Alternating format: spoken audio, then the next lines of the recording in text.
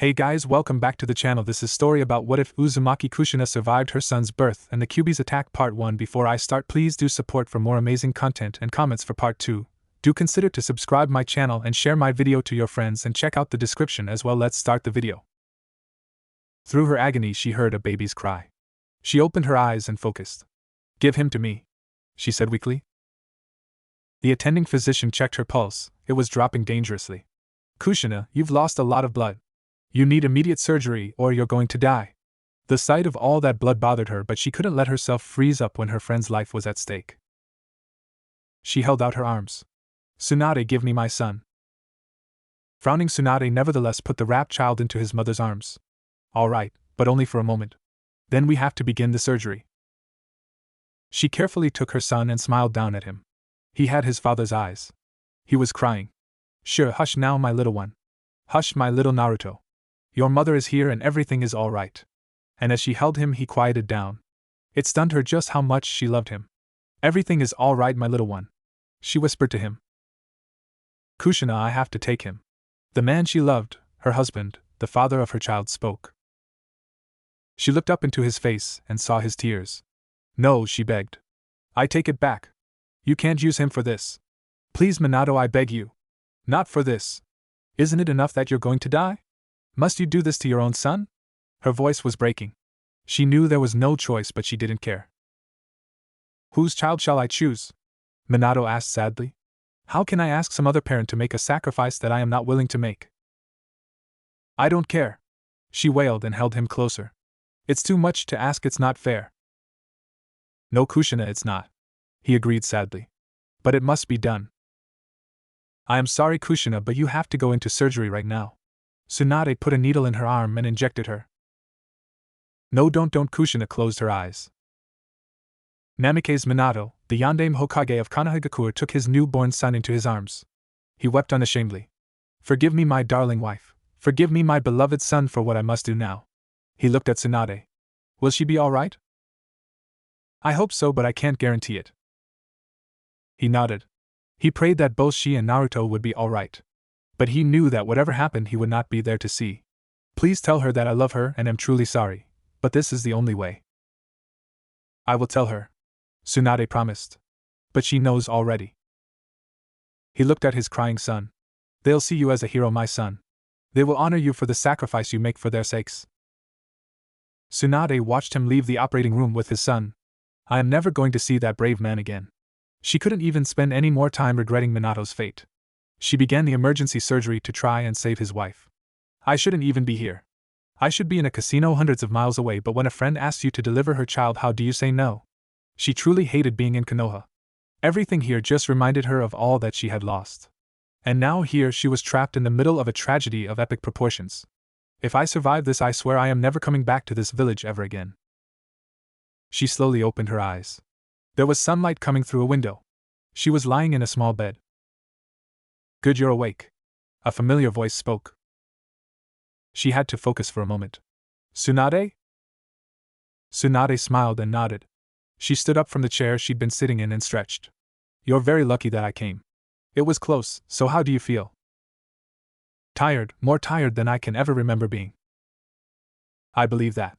You're going to need to stay in bed for at least a week to fully recover." Then she suddenly remembered. She sat bolt upright and was rewarded with a sharp stabbing pain in her belly. "Minato!" "Easy, easy." Tsunade eased her back into the bed. "No sudden movements. Your body is in a weakened state. You need to take it easy." She looked up at her friend. "Tsunade, is Minato?" Tsunade shook her head. "I'm very sorry, Kushina, but he's gone. But he didn't die in vain. He stopped the Kyuubi and saved this entire village." She shut her eyes and grieved for him. "Oh, Minato, why?" She opened her eyes and began to look about the room. "Naruto!" She looked at Tsunade in panic. "Where is Naruto? Where is my son?" "He's alive, Kushina, and unhurt," Tsunade assured her, but then looked worried. "Right now he is with the old man. There is an emergency meeting of the council. They are deciding his fate." "What do you mean, his fate?" his mother demanded. "I want my son right now."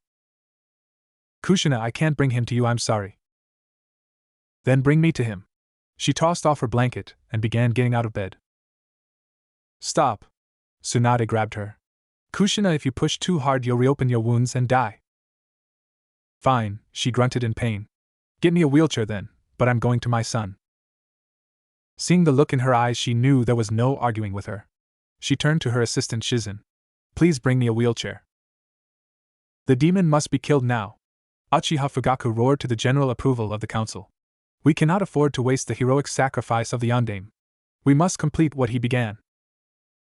That would be quite short-sighted. Danza stood and spoke firmly. This child could become Konoha's ultimate weapon. Alone he could guarantee this village's supremacy. And I say letting it live even a moment longer is too dangerous, Fugaku demanded. There is no it, the Sandaime said quietly and with dignity. There is a him. He pointed to the crib beside his seat. Amazingly, the child was sleeping peacefully through all the shouting. Do you understand what it is that you are suggesting, Fugaku? You wish not only to murder a helpless infant, but the Yondaime's only son. I am truly sorry that it is necessary to sacrifice the Yondaime's son to guarantee the survival of this village. But how many innocents have died already? Fugaku asked. I say the demon must be killed. Touch him, and I swear I will kill you! A woman's voice cried out from the doorway. They all stopped to look. There was Uzumaki Kushina in a hospital gown sitting in a wheelchair being pushed by none other than the Sannin Tsunade. Sarutobi, give me my son. I am taking him home with me right now, Kushina demanded. How dare you interrupt us? Uchiha Fugaku spoke up. This is a meeting of the council. You have no place here. My place is wherever my son is, Kushina shot back. And as for a meeting of the council, I believe Namikaze has a hereditary seat, does it not? With the death of my husband, I am now head of the Namikaze clan. Husband? Kohara shouted. When were you married? Danza demanded. A year and a half ago in Whirlpool Country. Minato-kun wanted to keep it secret to protect me. He did, however, have the marriage documents filed with the Office of Citizenry so that in case we had children their citizenship would not be in dispute. Sarutobi can personally vouch for this as Minato gave him the papers. Before an argument could erupt, Sarutobi spoke up. It is true, and I can provide you all with copies of the documents. An unhappy murmur ran through the council. Everyone had known that Kushina was the woman in the Yondaime's life. No one questioned Naruto's paternity. But it made a world of difference to them whether he was a fatherless bastard or the legitimate heir to one of the richest and most honored clans in Konoha. This makes no difference, Fugaku shouted. Whether the child is legitimate or not, he must die to preserve Konoha. Lay one finger on him and I will kill you, Kushina threatened.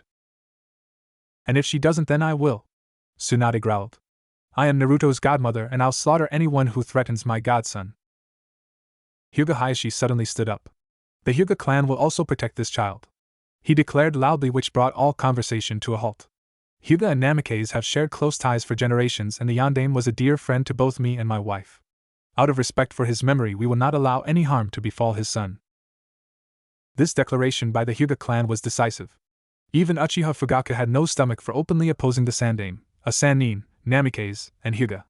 Kushina looked over to Hayashi and bowed her head to him in deepest gratitude. Hayashi nodded in acknowledgement. Sarutobi, give me my son, Kushina said. Nodding, Sarutobi reached into the crib and did just that. His mother took him and held him close. Sure, there, my little one, it's all right now. I won't let anyone hurt you.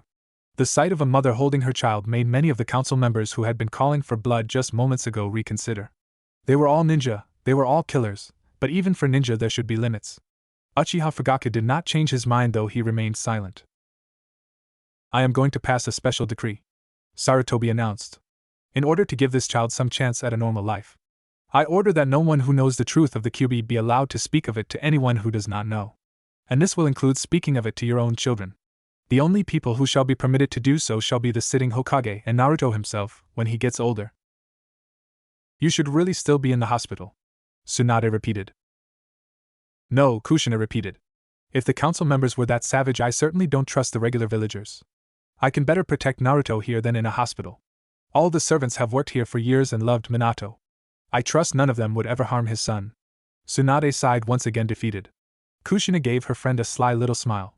So you're his godmother, huh? Funny, I don't recall me or Minato ever offering you the position. Tsunade looked a bit embarrassed. It's called a bluff. Sometimes you can convince an opponent you have more in your hand than you really do. Kushina shrugged. It's fine, Tsunade. Since you've volunteered, the job is yours. If anything happens to me, I expect you to take care of my son.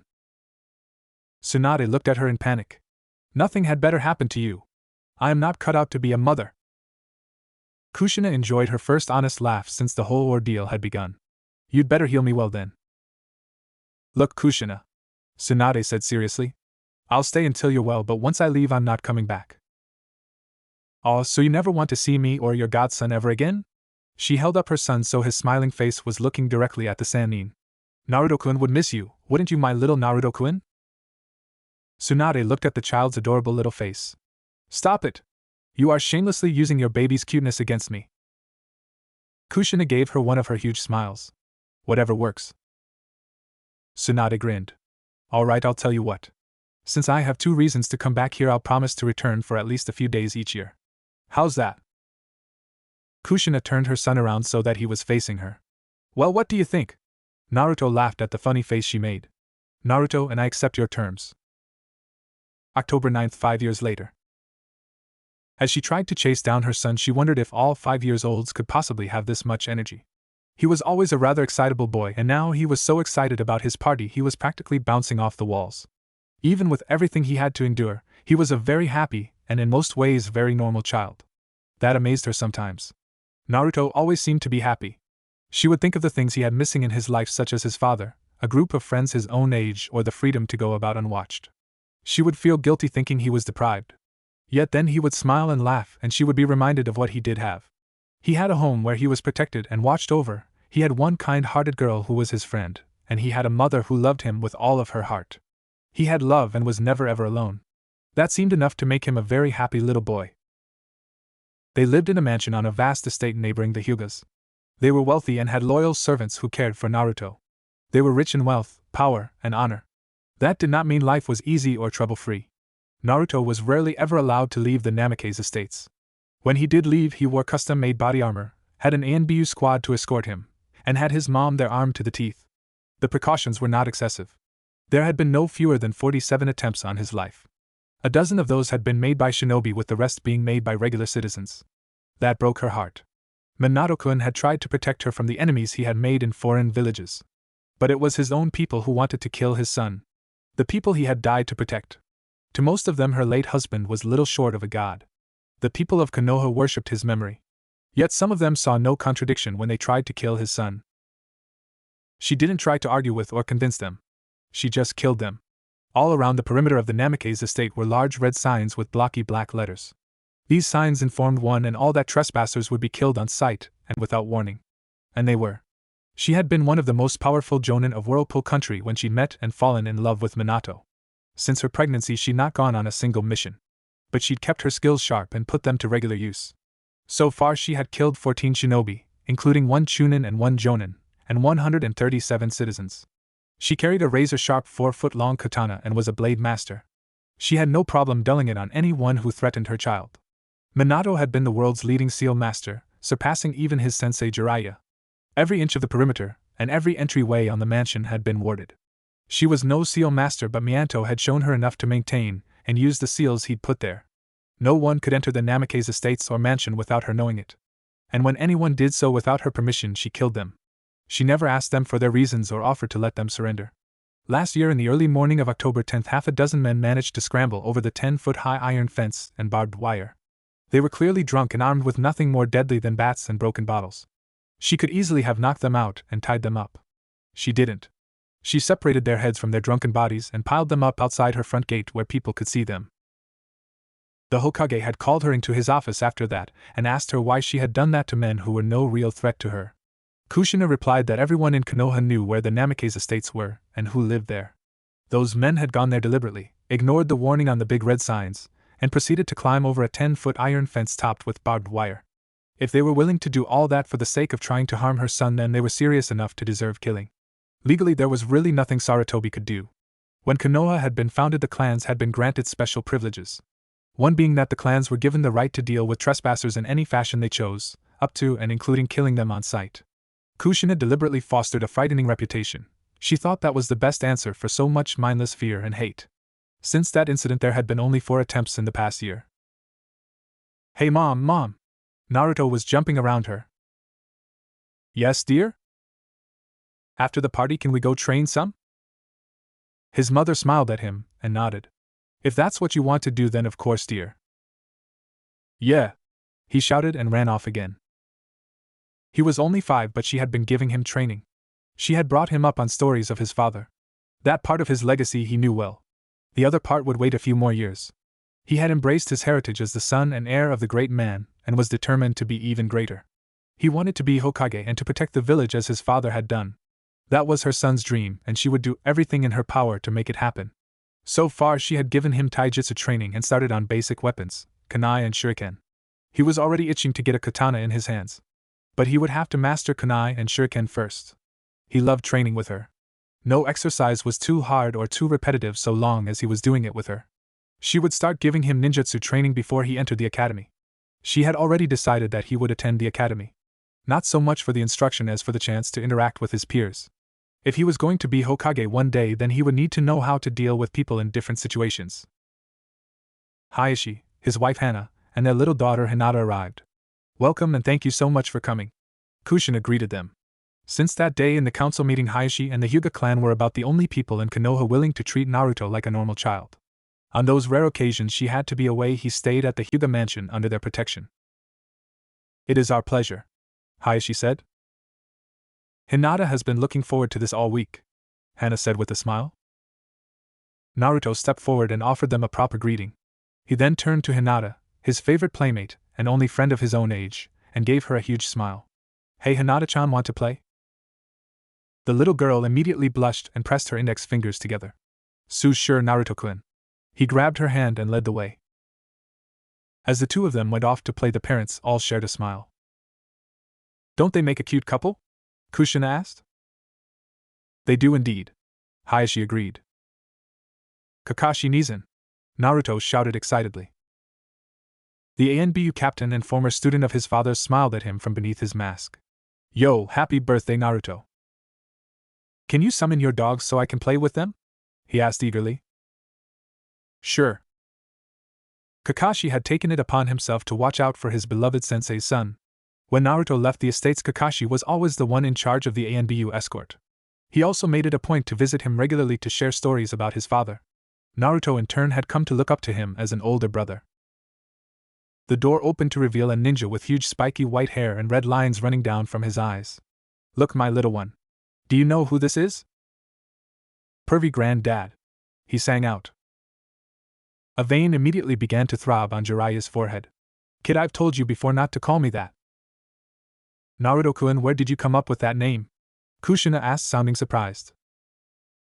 Her son looked up at her in confusion. You told me to call him that, mommy. Oh, that's right. Now I remember. She sent Jiraiya a big smile. He's going to end up with your sense of humor, Jiraiya said flatly. Yes, I suppose he will. Kami, help us all. Is there sake? Godmother, Auntie Shizen. Naruto jumped into Tsunade's arms. He was immediately caught up and smothered in kisses from the two women. Tsunade put him and smiled. Well, Naruto, is it just my imagination, or do you just keep getting cuter every time I see you? He put his hands behind his head and gave her a huge smile.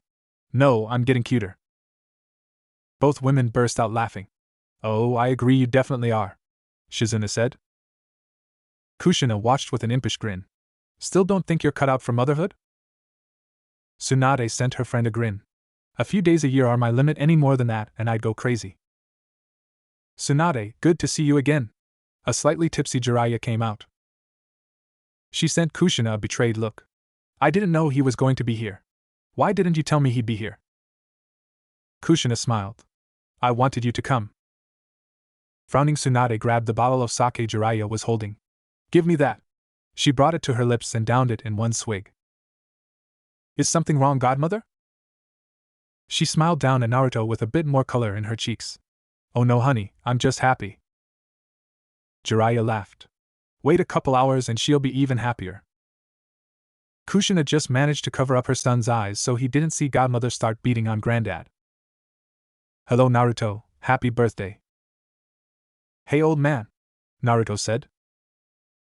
Naruto-kun, please show our guest the proper respect and call him Hokage-sama, Kushina said gently. What? An insulted Jiraiya approached them. His left eye was closed, and the large black eye made an interesting contrast to the rest of his face. I am Jiraiya, one of the 3 ninjas of legend, the all-knowing Toad Sage, as well as a respected and famous author. How come you have Naruto treat Sarutobi with respect but not me? Kushina sent him a frosty smile. Sarutobi never tried to peep on me in the bathhouse. It was a compliment. Oh yeah? Well, if you ever try and compliment me like that again, I'll take something a lot more precious to you than your life. Her eyes dropped to a spot below his belt. He suddenly stiffened and walked away. I'm getting more sake before Tsunade drinks it all. The Hokage let out a depressed sigh. My students. As she talked to Hana, she felt a familiar sensation on her arm. Damn it, why now? Keeping a serene look on her face, she excused herself. She calmly walked to the outer hallway. Seeing she was alone, she quickly rolled up one of her sleeves to expose her left forearm. On it was an intricate tattoo of a tree with branches and 132 leaves. Each leaf contained a number. The tattoo was of course a seal. One Jiraiya had been kind enough to give her that connected her to all the wards on the estates. Looking at the tattoo, the tree trunk, branches, and leaves all seemed to be made of black ink. Except for the leaf that bore the number 77, that one was red. She rolled the sleeve back down and casually headed towards the front door.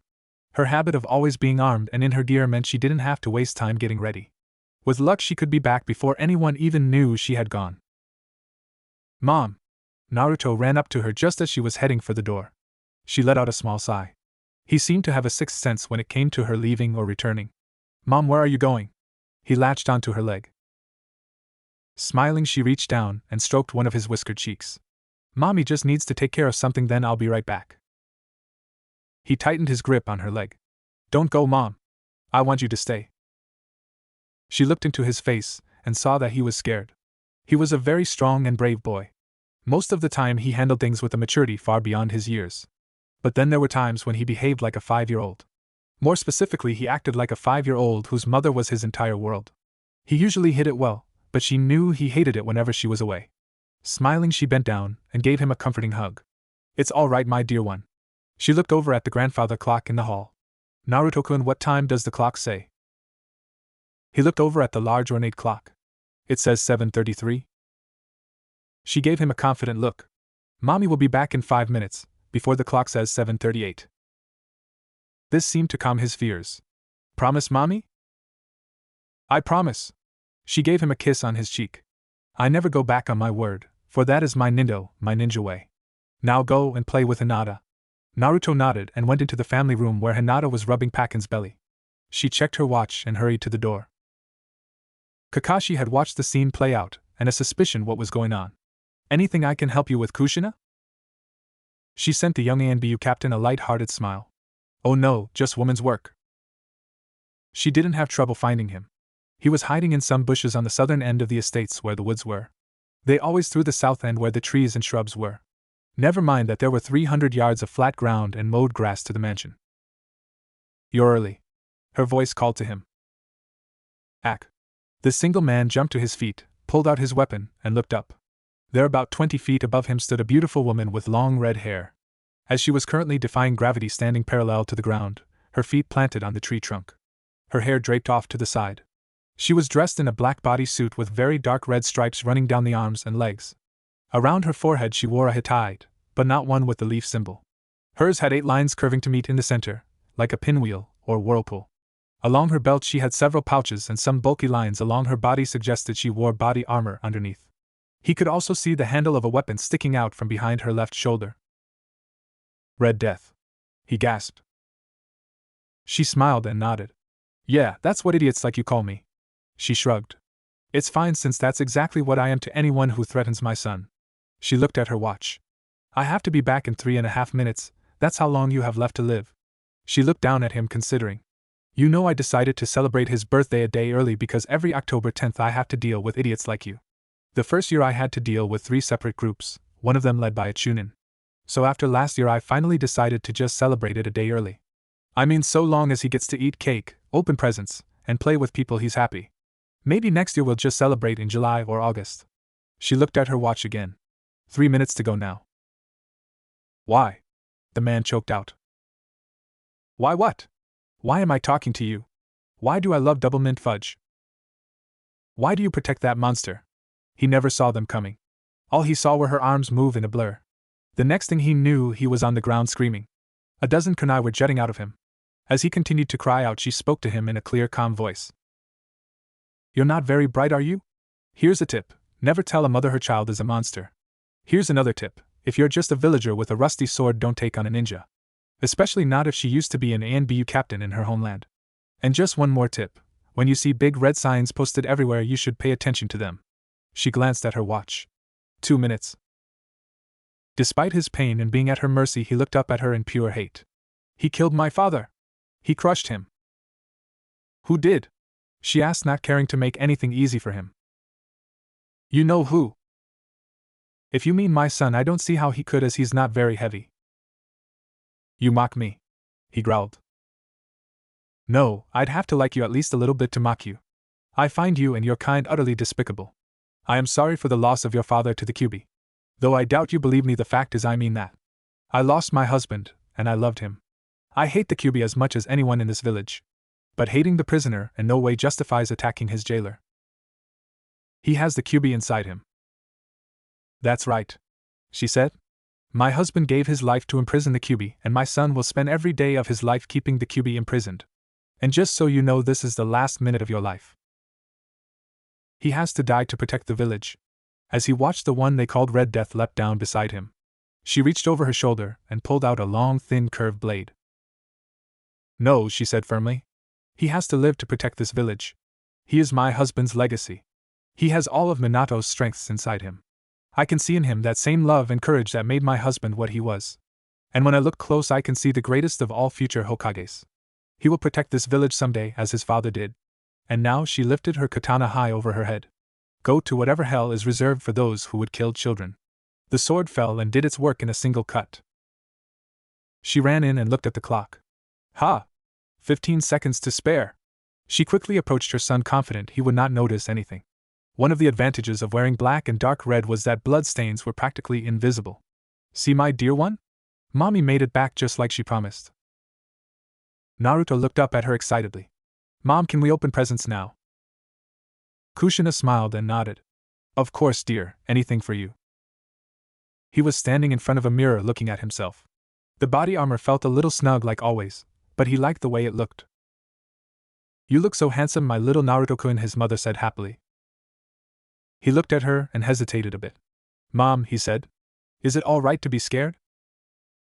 With a gentle smile, she went down on her knees and hugged him tight. My little one, of course it is. I've felt fear many times. You. He looked at her in shock. She laughed and pulled him into another hug. Of course. Being shinobi doesn't mean we stop being human. Bravery is not having a lack of fear. It's the ability to do what you need to, even in the face of your fear. Always do what you know to be right, even if you are afraid. If you do that, I will always be proud of you. He immediately hugged her back fiercely. I want you to be proud of me, Mom.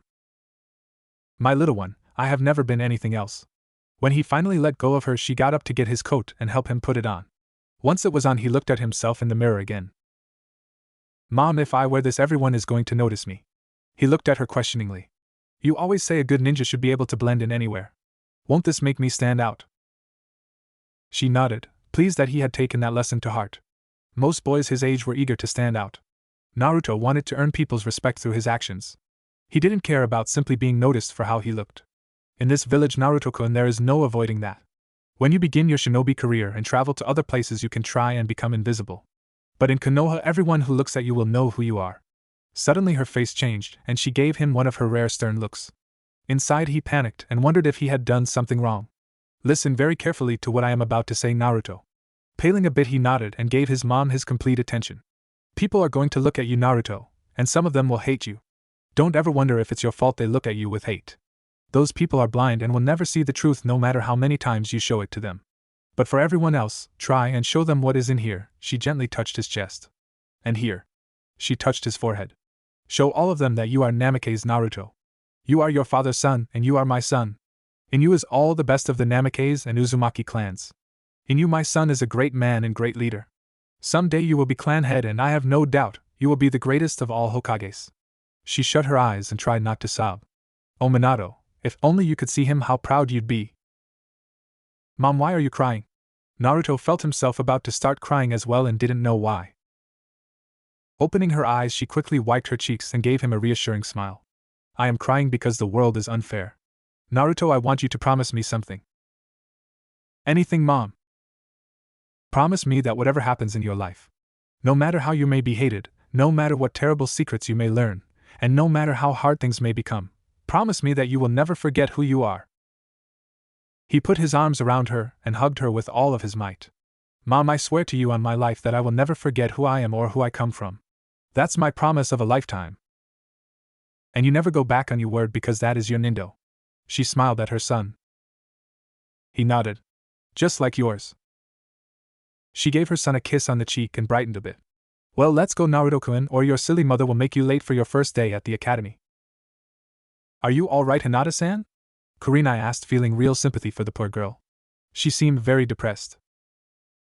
I am fine, she said dully. Please just call me Hinata. Just a short while ago her father had told her that he was disappointed in her and did not think she was a worthy successor. Since her mother's death 2 years ago, her father had grown increasingly distant and critical. His harsh words not only hurt her, they played on her own self-doubt. I'm weak, maybe father is right. Hey, Hinata-chan. Her thoughts lifted when she heard his voice. He and his mother were approaching. She immediately noticed how he was dressed. Oh, hello Naruto-kun. Why you look very handsome this morning. She felt herself begin to blush as she smiled shyly. Her index fingers were pressing against each other. Naruto gave her one of his big smiles and scratched the back of his head. Thanks, Hinata-chan, you look as cute as you always do. Hearing that, she immediately went 3 shades darker. Kurinai offered a formal bow to the woman who was the head of the Namikaze clan. I am Yuhi Kurinai, and am most honored to meet you, Kushina-san. I thank you for allowing Hinata and I to accompany you and your son. Kushina smiled and returned the bow. Please call me Kushina. And you are very welcomed. Hinata is a dear child, and I welcome one more set of eyes to watch out for trouble. Hinata laughed, and the two of them looked at her and Naruto. Kurinai grinned and sent Kushina a questioning look. Kushina grinned and nodded. 2 ANBU operatives landed about 10 feet from them. One of them approached and bowed to Kushina. Kushina-san, I am Captain Tenzo, and I am in charge of the 2-man ANBU squad that will escort your son to the academy and back again. Kushina acknowledged him with a slight bow of her own. Thank you, Captain. With Kakashi out of the village, I trust that you will make sure of my son's safety. Kakashi thinks highly of you and I trust his opinion. If he trusts you, then I will as well. Thank you, Kushina-san. He and his partner disappeared. Kushina turned to the 2 children. Shall we go? Yeah. Come on, Hinata. As was his habit, he grabbed her hand and led the way. As was her habit, she blushed and followed him. Hinata kept a small grin as they walked in public. Though she knew they were only friends, she let herself pretend for a bit that he was her boyfriend, and they were strolling hand in hand. As they went down the streets, they noticed. As Kushina had warned her son, everyone in Konoha knew instantly who he was. And if by some bizarre miracle they hadn't, what he was wearing would have driven it home. The reception was about what Kushina had expected. Perhaps 1 in 10 people openly scowled or looked angrily at them. But no one dared to yell or curse at them, never mind approach them. Kushina's reputation was such that even on crowded streets they tended to be given at least 10 feet of space. About 1 in 10 actually bowed or cheered as they passed. These were people to whom Naruto was the Yandame's son, not the Kyuubi. To them at least Naruto really was a hero, or at least the son of a hero, which would do. To Kushina, this minority represented how everyone in Konoha should have behaved towards her son. Seeing them gave Kushina a small hope that things would get better. Actually, they had gotten better. There had been no attacks for a year and a half, not even on the last anniversary. Kushina wasn't sure if that meant people were finally becoming more understanding, or that she had finally killed enough idiots to make her point clear. Probably a combination of both, but so long as they stop attacking Naruto, I don't really care why. So 10% still hated him, 10% loved him, and the other 80%? They got out of the way and kept their faces blank. What were they thinking? A Yamanka might have known, but she didn't. Were the majority just better at hiding their hatreds, or were they simply accepting of things? Time would tell, she supposed. So what are you up to, foreheads girl? A loud blonde 8-year-old girl shouted. What do you mean, Ino pig? A fierce pink-haired girl replied. I know you're planning to sit near Sasuke-kun. Well, go ahead and give it up. No one is getting Sasuke but me. Sasuke-kun is going to fall in love with me, Ino pig. He and I share one soul. It's destiny. Destiny. Let me tell you something. She suddenly noticed a small group entering the academy grounds. She noticed one person in particular. An extremely well-dressed and muscular-looking blonde boy. And he was walking hand in hand with a Hyuga. Hello Earth to Pig.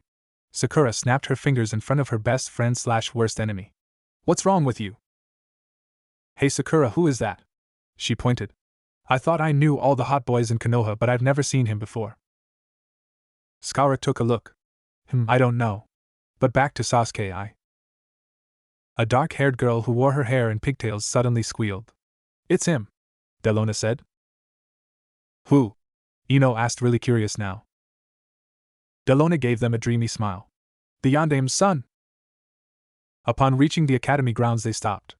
Checking her watch, she saw the kids had 5 minutes. She put a hand on her son's shoulder. Did you bring everything? She asked him. Yes, Mom. Do you have your lunch? He nodded. Do you have your kunai and shuriken? Yes, and they're all sharpened. I see you have your sword. He wore it on his back like she did. Is that sharp too? He frowned. Well, it's as sharp as I can get it, but it's just a regular old sword. Now if I had a katana. No, she continued. You have your radio communicator? Of course, and it's preset to the emergency frequency. If anything happens, just hit the send button and I will be here in less than 2 minutes. I know, Mom, he said in a bored tone. He loved her, but she was treating him like a little kid. Now if anyone attacks you for any reason, even if it's an instructor or someone in A and B uniform, I hit the communicator and fight with my sword. And when the sword is drawn? When the sword is drawn, ready it to take blood, for when the sword is drawn, safety comes only in the death of your foes. Kushina nodded. That was the correct answer. She hadn't expected anything less. She racked her brain trying to think of anything that might have been overlooked. Oh, Naruto-kun, did you put on clean underwear this morning? Hinata couldn't help herself. She started giggling. Naruto put his head in his hands. Mom, please. The Yandame's son, Ino said excitedly. I didn't know he was even going to be in our class. Delona, are you sure? The girl rolled her eyes. Look at him for a second. He's practically a younger version of the Yandame. Plus, if that's not enough, look who he's talking to. Red-haired Kunoichi with a sword and a whirlpool Hittite. Ino's jaw dropped. Of course she was the queen of all gossip and knew about everyone who was anyone. So of course she knew all about Namikaze's Kushina. I don't believe it, it's really her. The red damph. Sakura slapped a hand over her mouth. Are you crazy? Sakura whispered to her irate blonde friend. You know the stories. If she hears you call her that, she'll kill you. No, Delona said with certainty. It's if you say her name 3 times in a row in a darkened room. Another girl spoke up. I heard that if she catches you alone after dark, she'll cut your head off and bring it home with her. Well, I heard that she comes to cut your head off if you do it before you get married. Another girl spoke up. Do what? Sakura asked. Ino finally managed to get her surprisingly strong friend's hand off her mouth. Enough. Ino turned to rail at Sakura and the other girls. What is wrong with all of you? You give Kunoichi a bad name. She's obviously just a powerful ninja and nothing else. I swear you're all a bunch of chickens. How are you going to be ninja if you're scared of a bunch of wild stories? Oh really? Sakura asked. Well, I don't see you going up to talk to her. If you're so brave, go and say something to her. I would, but I don't have anything to say, Ino replied. Sakura grinned. Sure, Ino chicken, sure. A couple of the other girls began to make clucking sounds. Ino's face darkened. There were 2 things she never allowed people to question. Her fashion sense and her courage. Fine. I'll show you what a real kunoichi is. She headed to where the whirlpool ninja was talking to the miniature yandame. Ino actually smiled. Maybe I can make a really good impression on him. Naruto-kun? Hinata asked quietly. She was looking at the academy and other children nervously. Yes, Hinata-chan? Looking into his clear blue eyes, she found herself wishing she was more like him. He didn't have any weaknesses, she seemed to be nothing but. Naruto-kun, she hesitated. She would never admit this to her father, but she felt sure the Namikazes and Kurenai would not tell him. And she was desperate for some comfort. Naruto-kun, I'm scared. She immediately cast her eyes down. I know that I shouldn't be, but I am. It's okay, Hinata-chan, I'm a little scared too. Her eyes shot up and she stared at him, not believing it. You. He grinned. Yemi, But it's alright because even though we're shinobi, we're still human too. Being brave isn't about not feeling fear, it's about overcoming the fear to do what you have to. She began pressing her fingers together nervously. What if you're not strong enough to overcome the fear?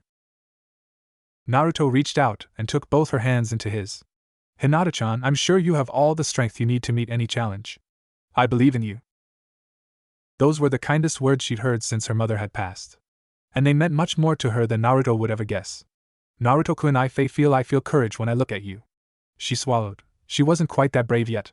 I feel strong enough now, arigato. Kushina smiled. My Naruto-kun, you've grown very wise. Maybe we shouldn't even bother with the academy after all. Maybe we should just give you the graduation test right now. He looked at her excitedly.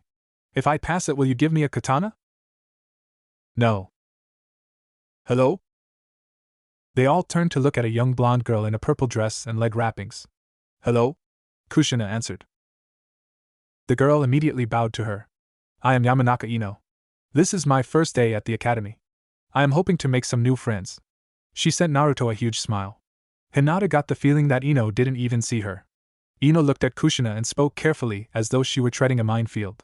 Am I mistaken in believing that you are Namake's Kushina? And that this is your very handsome son? Kushina gave the girl a slight nod. She didn't miss the way she was eyeing her son or the nervous way Hinata was pressing her index fingers together. Kushina let out a small sigh. Well, I wanted him to interact with his peers. He was bound to meet a girl besides Hinata sometime. I didn't expect the very first one to be quite so friendly. I am Kushina and this is my son Naruto, Hyuga Hinata, and Yuha Kurinai. I am pleased to meet you, Ino. She offered Kushina another bow. I am greatly honored to meet you, Kushina-san. She turned her full attention to Naruto. I am also very happy to meet you, Naruto-kun. Kushina raised an eyebrow. Very friendly. Hinata stood there and simply pressed her index fingers together even more nervously. Kun? She's just met him and she is already calling him Naruto-kun. She's very pretty and very sure of herself, not like me. Naruto gave her a very wary smile and a slight bow. He wasn't sure what to make of her, but he didn't want to offend anyone on the first day. I am very happy to meet you as well, Ino. She laughed and put a hand on his arm. Oh, please call me Ino-chan. She gave Hinata a quick glance. And is this your friend? Naruto nodded. Yes, Hinata-chan is my very best friend. Ino turned her full attention on Hinata now. She was still smiling, but the smile was not the same one she had given Kushina or Naruto. This one had something a bit predatory in it. Oh, Hinata-chan, I hope we can be friends too. It's so sweet that Naruto-kun thinks of you as his best friend. Most boys aren't comfortable having girls as just friends. It's nice that Naruto doesn't have trouble seeing you that way. Well, I have to get to class, I'll see you inside. She reached out and touched his arm again. Bye, Naruto-kun. As she walked away, she put just a little bit of sway in her hips. Hinata looked down at the ground. In about half a minute, that girl had managed to make her feel completely ugly and plain. She obviously wasn't someone Naruto-kun would ever choose to be with. Weird, Naruto said. Without a thought, he grabbed Hinata's hand and began leading her to the academy entrance. Come on, Hinata-chan, we don't want to be late. He was looking at the academy, so completely missed the look of relief on Hinata's face. Kushina watched the two of them go with a shake of the head. It suddenly occurred to her that of all the lessons she had given her son on history, ethics, math, taijutsu, weapons, chakra control, and other subjects, she hadn't spoken to him even once about girls and how to deal with them. She shook her head, not believing she had completely forgotten something so vital. Great, I've sent him into battle completely unarmed. Well, if he survives today, I'll start explaining about girls tonight. After all, they're at least as dangerous to him as assassins. Wow. I can't believe you actually talked to her, Ino. What did she say? Delona was pulling on her pigtails excitedly. Forget her. What did he say, the Yandame's son? Another girl asked. Oh, you mean Naruto-kun? She said indifferently. Naruto-kun. You actually called him that? Delona practically screamed. I sure did. Ino sounded as though it were the least important thing in the world. Let's get to class. I'll tell you all about talking to Naruto-kun in there. Hey, Ino pig. Don't think I didn't see what you did. You were flirting with him. How dare you do that to Sasuke-kun? Ino sent Sakura a self-satisfied little smile. Sasuke who?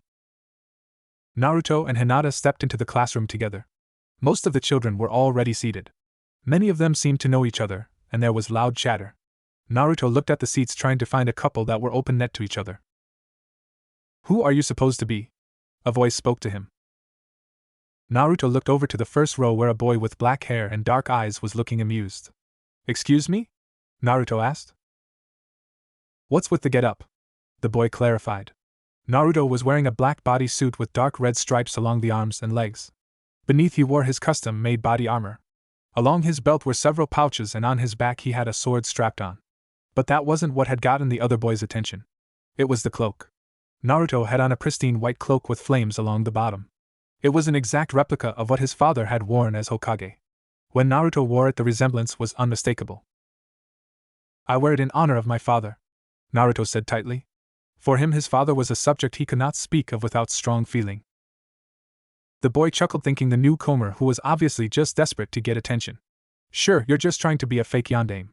The boy's chuckle was cut off when he suddenly felt a killer intent stronger than any he ever had.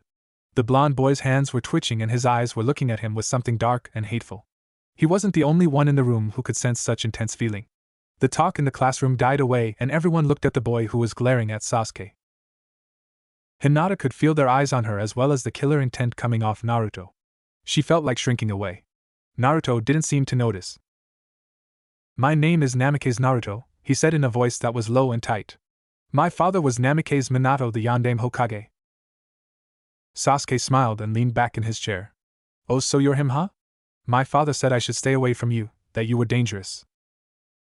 Your father was right. He took a breath and brought his anger back under control. What's your name? Uchiha Sasuke. Naruto smiled. Well, Sasuke, my first impression is that you're a jerk.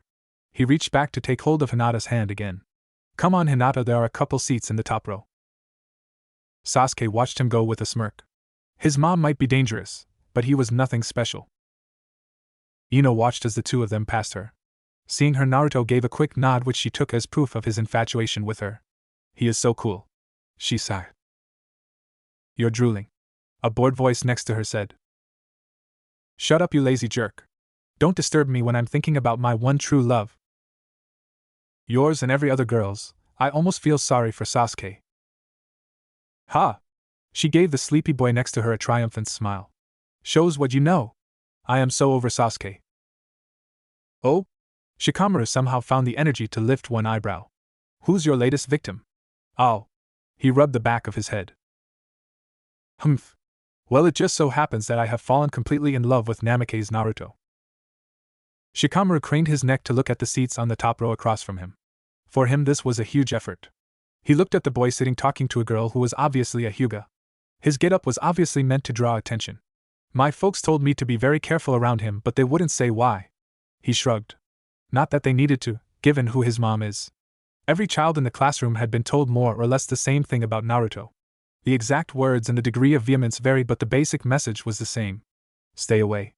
And none of them would say why exactly. Of course, all the children were smart enough to figure out the reason. His mother was someone so scary mothers used her to frighten their children. It was easy to understand why the parents would want their children to keep clear of her son. Anyway, he doesn't look dangerous. Oh, he is. She looked over dreamily. You can tell just by looking at him. For Ino and most of the other girls, the fact that her parents had warned her to stay away from him only made him even more attractive. He was dangerous. She even liked those weird scars on his cheeks. They gave him an exotic sort of feral look. He was definitely one of a kind. She was starting to drool again. Shikamaru decided saying anything more would be troublesome, so he put his head back down and tried to take a nap. Iruka and Mizuki both stood in the doorway observing the class for a moment. They had both witnessed the confrontation between Sasuke and Naruto. They had been on the point of intervening when Naruto brought his killer intent back under control. So what do you think? Mizuki asked.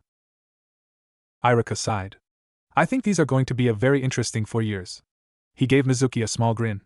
He really does look like him, doesn't he? Mizuki nodded warily. On the outside he does. But then he smiled. He certainly doesn't lack confidence.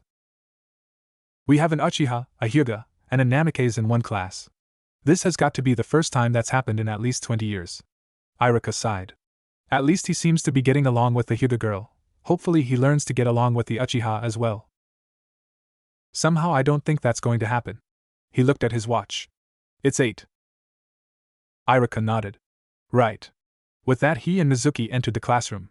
The children quickly quieted down when they saw them. Irika took a spot directly in front of their seats.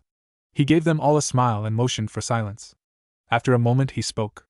Hello, children, my name is Yumino Irika, and this is my associate Minos Mizuki. You will refer to us as Irika-sensei and Mizuki-sensei.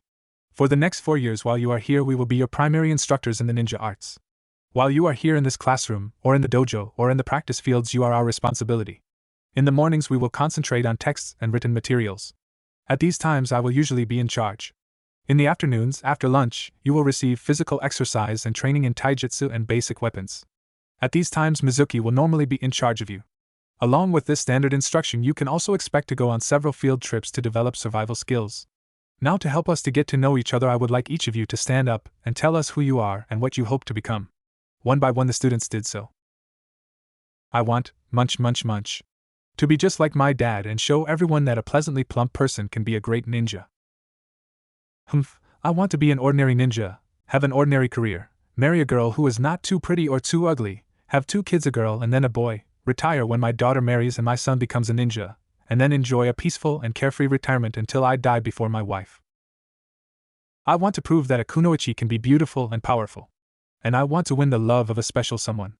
The girl turned around and blew Naruto a kiss. Naruto had no idea what to think of this while Hinata began to press her index fingers again. I want to be a good kunoichi, and I also want. The girl looked at Sasuke and dissolved into giggles. My name is Uchiha Sasuke. I want to prove myself worthy of my father's respect and to match my Nizan. I seek to master all of my clan's jutsus and to eventually help breed a new species of Kikai bug. I want to become a great ninja and fight with my dog Akamaru. As her turn approached, she began to panic at the thought of all those people looking her and her having to talk. But then she felt Naruto's hand cover hers. He could always tell when she was really nervous. He leaned in and whispered to her. Don't worry, Hinata-chan, I know you'll be fine. She smiled at him and nodded. Arigato, Naruto-kun. It was amazing how just his touch and just a few words could set her mind at ease. When her turn came, she stood and spoke in a clear voice. I am Hyuga Hinata. I wish to become a strong leader for my clan and to earn my father's respect, and the respect of one other person. She sat back down, relieved she had managed to get through that without a stutter. Naruto slowly stood. I am Namake's Naruto. I have only one goal, an ambition really. I want to be the greatest Hokage that Konoha has ever seen. No one laughed at him. For they all knew that such a thing was hardly impossible for one with the Namake's name and the blood of a Hokage in his veins. Irika nodded, well satisfied with how well it had gone. Most of them lacked a strong sense of purpose and fell back on the standard answer of just being a great ninja or kunoichi. That was normal. While they were here, they would develop a strong sense of what they wanted or they would wash out. Some of them already possessed a very strong sense of purpose. His eyes drifted back up to Naruto. Well, thank you, that was very informative.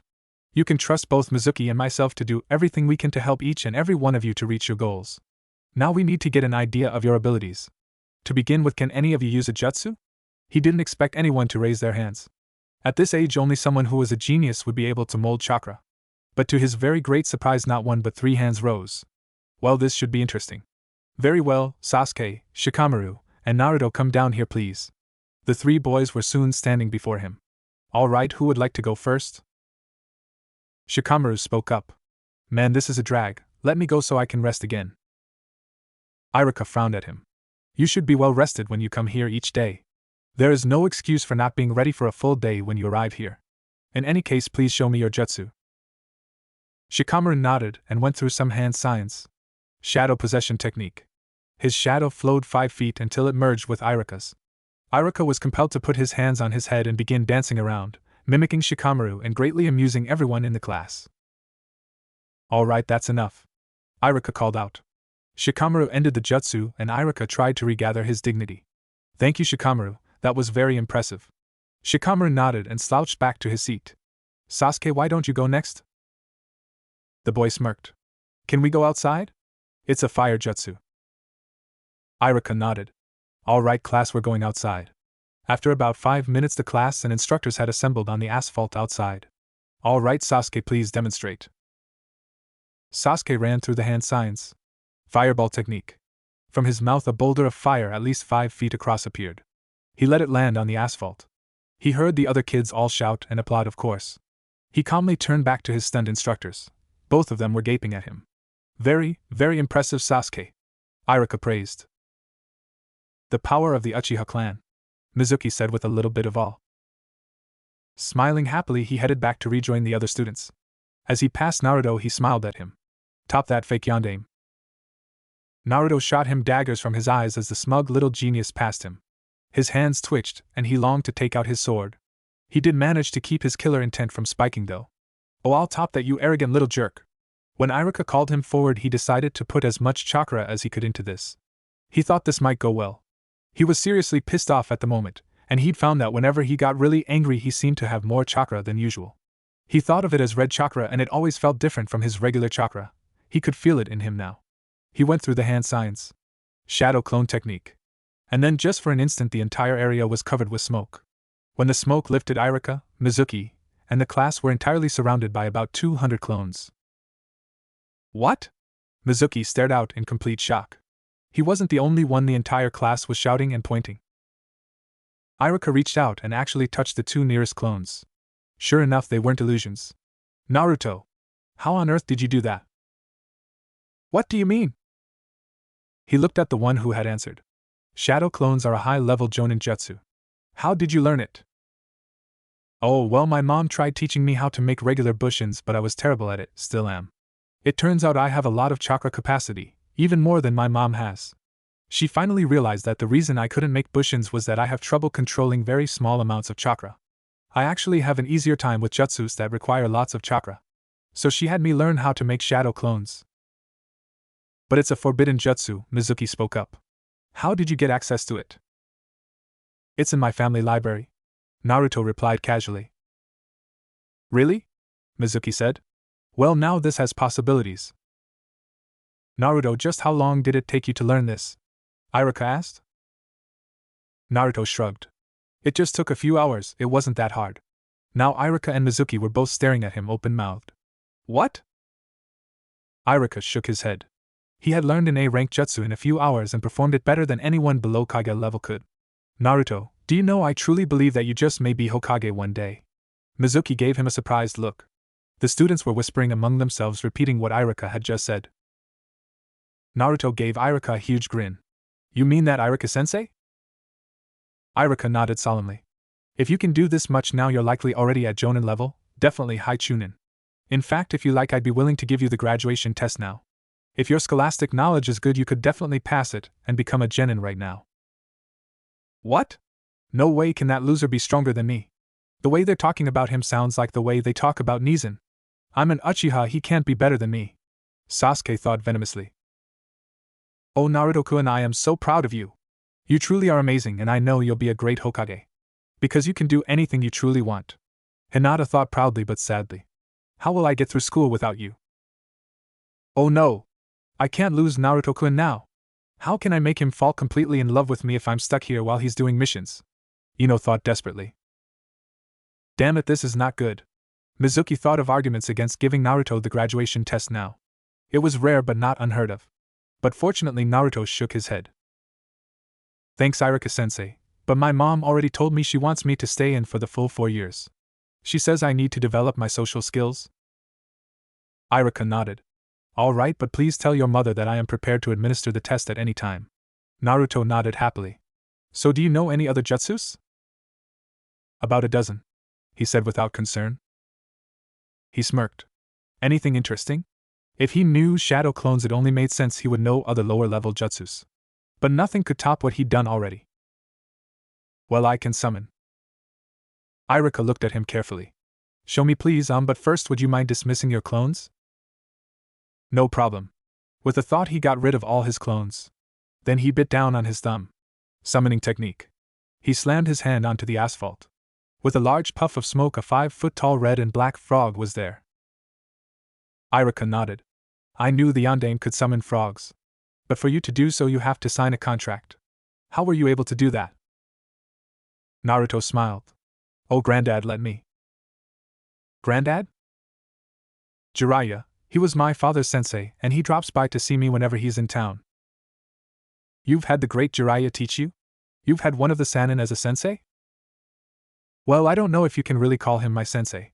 He just shows me a few things like summoning and then he goes off to do research somewhere. Tsunade's even worse, I only get to see her once a year.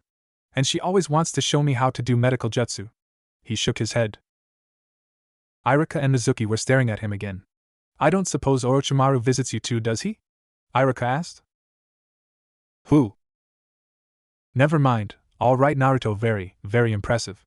All right, let's get back to the classroom. He and Hinata had found a table in the cafeteria and were sitting down to eat. What did you bring for lunch, Naruto-kun? Naruto gave her a very happy smile. Oh, it's a real treat, Mom made her special ramen for me. I wish she would make it for me more often. But she says it's not healthy for me and stunts your growth. Well, Naruto-kun, if you ate ramen all the time you probably wouldn't be taller than me. Hinata tried to point out the positive. Can I sit with you, Naruto-kun? Naruto turned around to see Ino standing beside him with a tray. Oh sure, Ino. Smiling, she took the seat across from him.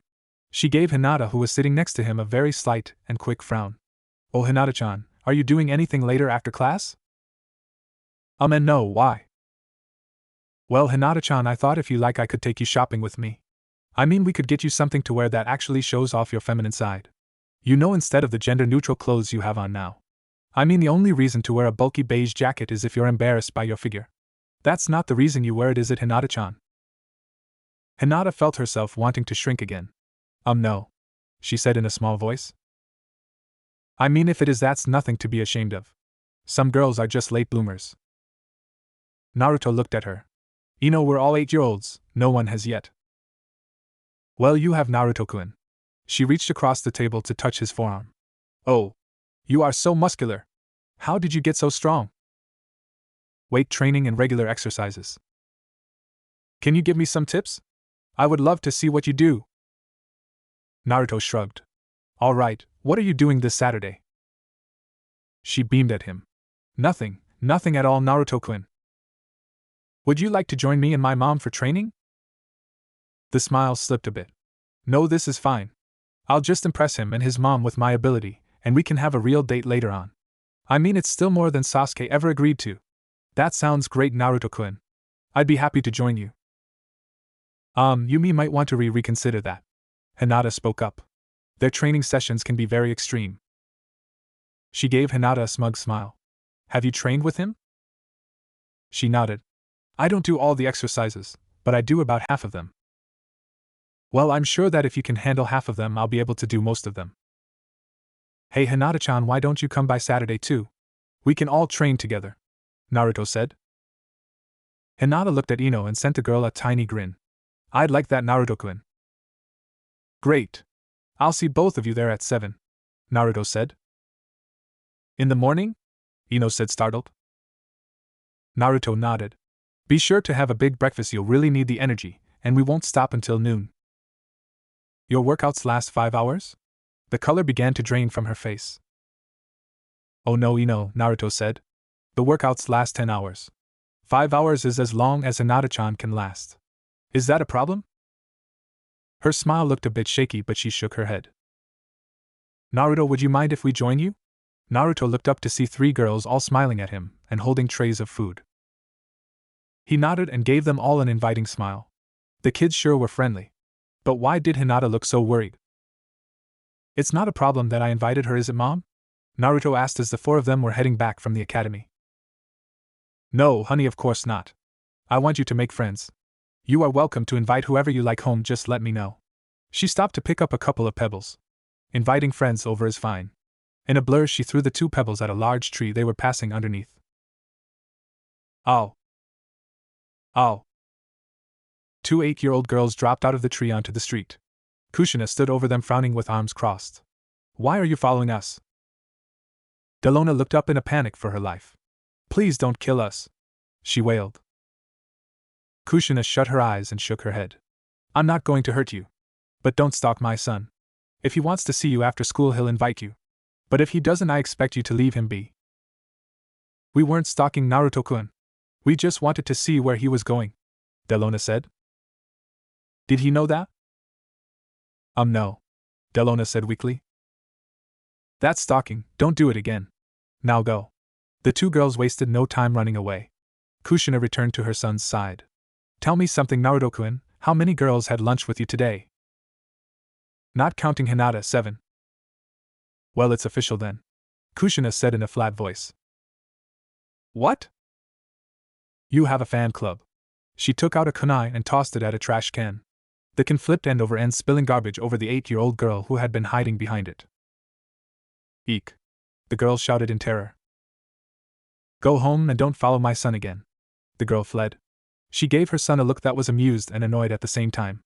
My son, the heartthrob. It's okay, Mom, I'll just tell the girls to leave me alone tomorrow.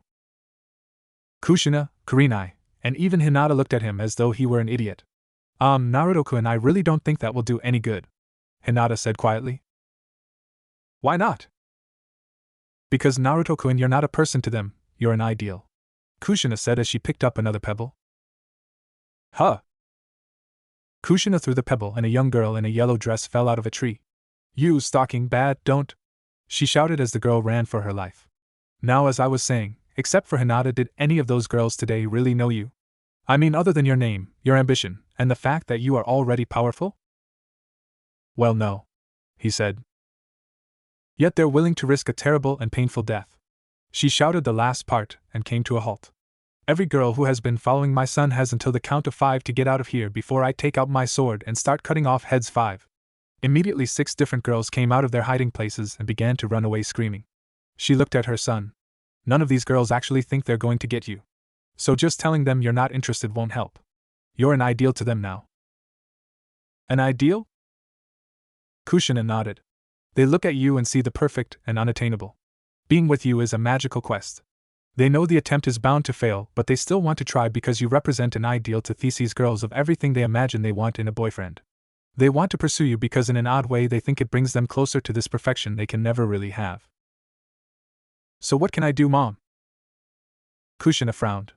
Well, if you'd known what to do you might have nipped this in the bud. But I neglected to tell you how to handle things. She sighed. Unfortunately, now that the fan club has actually formed, you're left with only 2 options. One option would be to ruin the reputation you have now. You could answer every question wrong, try to be loud and obnoxious, start playing a bunch of annoying pranks, and maybe replace the Hokage cloak with a bright orange jumpsuit. Naruto looked at her in horror. Mom, don't even joke about that. Kushina grinned. Well, that leaves option 2. Get a girlfriend. What? Hinata thought. What? Naruto cried out. Mom, I thought I was trying to get the girls to leave me alone. Kushina nodded. That's the goal, Naruto-kun. How does having a girlfriend help with having girls chase after me? Simple. By having one girlfriend you immediately ruin the ideal all the other girls have. Even if you are unattainable, they still want to only chase boys who are unattached. If you have a girlfriend, that will take the steam out of most of the fangirls. Naruto frowned at her. I don't know, Mom. I mean, even if I wanted to, which girl would I pick? Kushina raised an eyebrow. Well, son, who would you feel comfortable spending time with, being alone with, and maybe even walking around hand in hand with? She glanced to where Naruto and Hinata were holding hands. Naruto seemed to struggle. That's just it, Mom. I don't feel comfortable with any of them. The only person in the whole class I feel comfortable around is Hinata-chan. Kushina just looked at her son blankly for a bit and waited. He didn't seem to get it. Finally she asked, Who? Hinata-chan. She cupped a hand to her ear. Who? He frowned at her. I said Hinata-chan. I feel comfortable around Hinata-chan. And then the light seemed to come on. Oh. I could have Hinata-chan be my girlfriend. Kushina smiled. Why, Naruto-kun, what a wonderful idea! Asking the girl you know and trust. But Naruto frowned. I don't think it would work though. Why and not Naruto-kun? Hinata asked. He looked at her in surprise. Come on, Hinata-chan. Can you see me as your boyfriend? Hinata hung her head and didn't bother to answer. Kushina looked on but decided to not say anything. If he doesn't see it, there's no point trying to force things. Well, they're both young. All good things in time. Well, Naruto-kun, I hope you enjoy being an ideal. Great. He began looking around, wondering if there were any more girls following him. Kushina picked up a pebble. Well, on the bright side, this should be good preparation for when you become Hokage. Most of the villagers never met your father, but they loved and idolized him. She threw the pebble into some bush in the front of a residence. Oh. the bush cried out. Though the villagers didn't stalk him. They made it back to the Namikaze estates without saying much more. They also made it running into only 2 more fangirls. Naruto-kun, go on and I'll be a minute. Naruto nodded and went in through the gate. Once he was out of hearing, she turned to Hinata. Hinata-chan, I would like to talk to you for a minute. Kurinai looked at Kushina. Would you like some privacy? Kushina shook her head. I don't mind if you hear this, Kurinai. She smiled at Hinata. This will just be between us girls. What is it, Kushina? Hinata asked morosely. Kushina reached out and gently put a hand on each shoulder. Hinata-chan, don't give up on him. She looked surprised. What do you mean? Just what I said, don't give up on him, or on the idea of being with him eventually. I know it doesn't seem like it right now, but Naruto thinks the world of you. And I know just how deeply you care about him too. She sighed. Naruto-kun doesn't even see me as a potential girlfriend. Right now he doesn't, but Hinata-chan, you are both still so very young. Things can change with time. But the important thing is that today wasn't a decisive moment, so don't worry too much. Decisive moment? Kushina smiled kindly. In all of our lives, Hinata-chan, there come a certain number of decisive moments. These are crossroads in our life's journey. They are times when your life can move into one or another very different path. Would you like to hear about mine? Hinata nodded eagerly. Well, not too surprisingly, mine involved a certain man. Would you like to hear how Minato and I came to be? Oh yes, please. Well, he was in Whirlpool Country commanding a small force of leaf Nins that were there to help us drive out some damn rock Nins from our territory.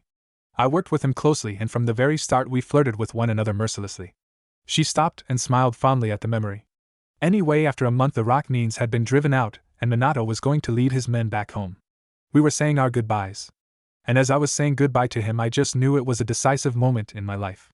He wasn't Hokage then, but he was the Yellow Flash of Konoha, a ninja legend, and the most beautiful man I ever laid eyes on. I knew that I would probably never see him again, and my heart ached at the thought. It was a decisive moment, and I decided to follow my heart. What did you do? Hinata asked wide-eyed. Kushina's eyes warmed. I grabbed him and gave him the most passionate kiss of my life. Hinata gasped. You didn't. Kushina laughed. Oh yes, I did. And you should have seen the look on his face. But you see, Hinata-chan, everything else that happened, our falling in love, our marriage, and the birth of our son all started from that decision to follow my heart. I took a chance, and if I hadn't, then none of it would have happened. Do you understand what I am telling you, Hinata-chan? When your decisive moment comes, listen to your heart, and follow its dictates, no matter how frightening. Hinata looked down again and began pressing her fingers together. What if you're not strong enough to follow your heart? Kushina paused for a bit, and really regretted what she was about to say. Then you don't deserve him. Hinata gasped, and her face shot back up. What? Kushina went down on her knees while keeping a gentle hold on Hinata's shoulders. Hinata-chan, you are a dear, sweet child, and I am very fond of you. I do not doubt that you will grow into a fine woman, and one day be a fine wife. But Naruto-kun is no ordinary person. He is going to be an extraordinary man, just as his father was. And for such a man, an ordinary wife will never do. Until now his life has been hard, and it will only get harder. There are things about him that you do not know, terrible things. Within him is an unlimited potential, not only for greatness but for the tragic as well. From the day of his birth until the day his life ends, his life will be a bitter struggle against enemies you cannot imagine, both within and without. I believe he will triumph in the end no matter the odds, because he has within him his father's courage. He has that rare strength to do what must be done, whatever the cost. She paused for a bit, and Hinata was entranced. She hung on every word. She knew this was vitally important. Kushina's green eyes bored into Hinata's lavender ones. When I took my marriage vows, I pledged everything to be with him. My life, my heart, my very soul. I offered everything I was and ever would be so I could be with the one I loved. For to be with a truly great man, nothing less would ever have been enough. Can you do the same, Hinata-chan? Can you pledge everything to be with him? Can you offer your life, your heart, and your very soul to stand beside him? Do you love him that much? Because if you cannot give him everything that you are and ever could be, then you do not deserve him. The little girl looked at her, stunned and lost. Kushina, I. Shoo. Kushina put a finger to her lips and shushed her. You don't have to answer me now. In fact, you don't have to answer me at all. But one day, Hinata-chan, likely years from now, your moment will come and you will have to answer then. She leaned forward and gave the small child a kiss on her forehead. Good night, Hinata-chan. I will see you in the morning. With that, she left to return to her home and her son. The first 3 weeks at the academy went well. Naruto found nothing hard in either Irika's lessons or in Mizuki-sensei's. He excelled in all the subjects with relative ease. The truth was, there was nothing he was being taught that his mother had not already covered and gone far beyond. His mom had given him a crash course on girls and taught him how to be polite to them without encouraging them too much. Ultimately, he had decided not to get a girlfriend and simply endure the attention of most of his female classmates. At least the stalking had come to a stop after a couple days. His mom had taken out her sword and swung it around her head while unleashing a high-pitched and undulating battle cry. After that, the girls settled for showing him attention in the classroom. Ino maintained her flirtatious ways and Naruto put up with it more or less with good humor. Throughout, Hinata was always the one at his side. She had begun to train with him and his mom more. Hinata remained his absolute best friend, but he also began to make another close friend. "Checkmate," a lazy boy said. Naruto sat back and studied the board for a moment. "You surprised me. Want to play again?" Shikamaru nodded. "You know, Naruto, I have to give you credit. You're the only one besides my dad who will play with me on a regular basis. You're also the only person besides him to ever beat me." He began to set the board up again. Naruto shrugged. "I like playing with you, Shika. It's a challenge and the games help me develop my strategic thinking." He looked at him suspiciously. "You know, you are a lot smarter than you like to let on. Why don't you try harder? Or even try a little? I mean, you're the dead last in the class." Shikamaru sent him a disinterested look. "So?" Naruto frowned at him. So? So don't you want to be as good as you possibly can? Don't you want to be great?" "Too troublesome, I just want to be average." "Why do you want to excel so much?" "Because I want to be the greatest Hokage Konoha has ever seen," he said almost automatically. Shikamaru smiled. "Greatest? Wouldn't just being Hokage be enough for you?" "No," Naruto said seriously. "My father was the hero who saved this village from the Kyuubi. He gave everything to save Konoha. I want to be like him, and even greater. I love Konoha and its people, and I want to protect them and keep them safe. And I want to be better than any who came before, otherwise what's the point?" "That won't leave you very much time for watching clouds or playing shogi," Shikamaru pointed out. "No, but if I can keep Konoha safe, I'll gladly make that sacrifice." Shikamaru smiled, spoken like a real Hokage. "Would you boys like some cookies?" She entered the game room with the tray. "They're still hot."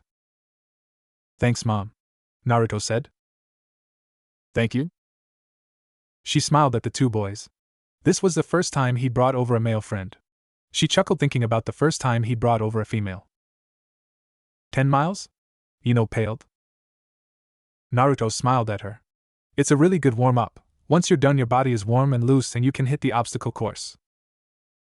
"Obstacle course?" "Come on, I'll show you." He led her to the other side of the mansion and pointed out its features. "You wade through the mud pit, go through the monkey bars, swim across the pond, chakra walk up the 100-foot tower, and then down the zip line." Ino looked at him uncomfortably and wondered what he would think if she told him she couldn't swim or chakra walk and really wasn't eager to go waist deep in mud. "So we'll normally do the course 5 times. Then we'll start on the taijutsu sparring. Just so you know, my mom knows a few medical jutsus, so don't worry when you spar with her." She thought her heart stopped. "Whoa! Hold it. I'm going to spar your mother? I was sort of hoping to spar with you, Naruto-kun." "Well, I'm sure you were, dear," Kushina said to her with a smile. "But I want to see what you're made of. Don't worry, I probably won't break any bones, and if I do, I'll get you to the hospital very quickly." Naruto frowned at his mother. "Mom, you said you would take it easy on her." Kushina shrugged. "I said I wouldn't break any bones. Anyway, after that we usually break for an hour to eat lunch.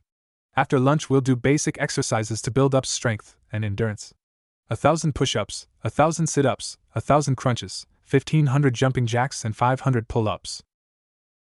Ino stared at him and his mom, praying that they would burst out into laughter and tell her they were kidding. "Then after that it's time for weapons training. My mom and I will work on sword work, but you're free to work on shuriken and kunai. Then we finish off with a relaxing 5-mile run." Ino stared at him. "And this is your regular workout?"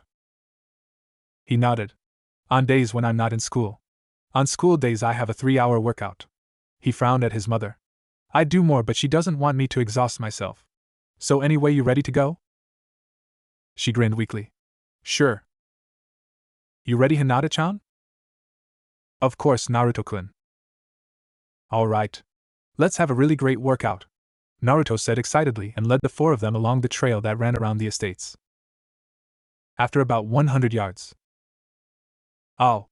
Oh, ow, ow! It hurts. Ino collapsed to the ground and grabbed at her ankle. Naruto was quickly kneeling at her side with Kushina and Hinata standing a bit behind him. What happened? Naruto asked. Oh, Naruto-kun, I am so sorry. But I twisted my ankle, Ino said bravely. Oh, that's too bad, Ino. Are you alright? Naruto sympathized. What incredible bad luck, Kushina said. It really is unbelievable. Hinata giggled. Naruto-kun, I hate to do this, but I won't be able to work out with you. Would you mind carrying me home? She asked pleadingly. You know, Ino, my mom could probably heal you, Naruto said. No. I mean, I don't want to trouble her. I think it would be best if you could just get me home. Well, okay, Ino. Naruto made to pick her up, but his mom put her hand on his shoulder.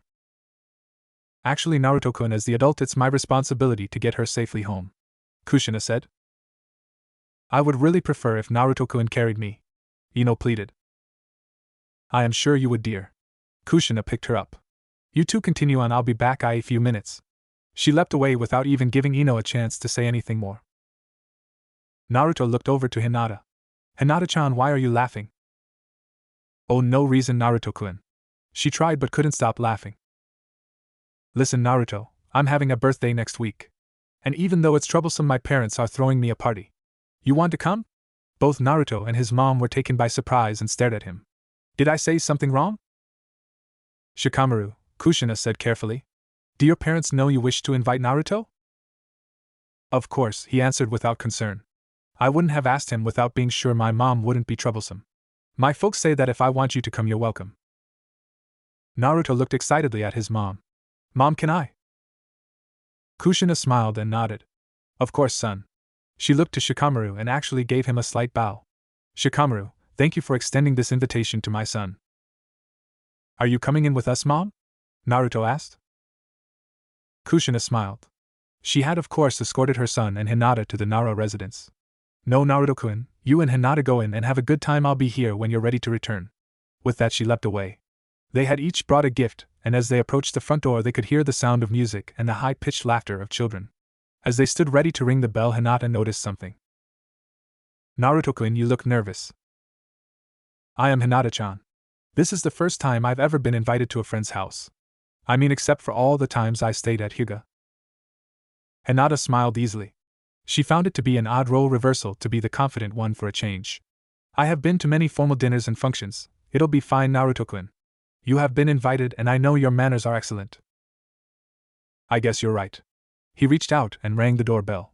The door was opened a moment later by a man who looked like an older version of Shikamaru with some facial scars. Naruto and Hinata both bowed.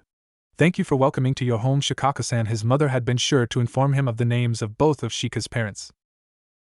Yes, Hinata added. We are both very happy to have been extended invitations to your son's birthday party.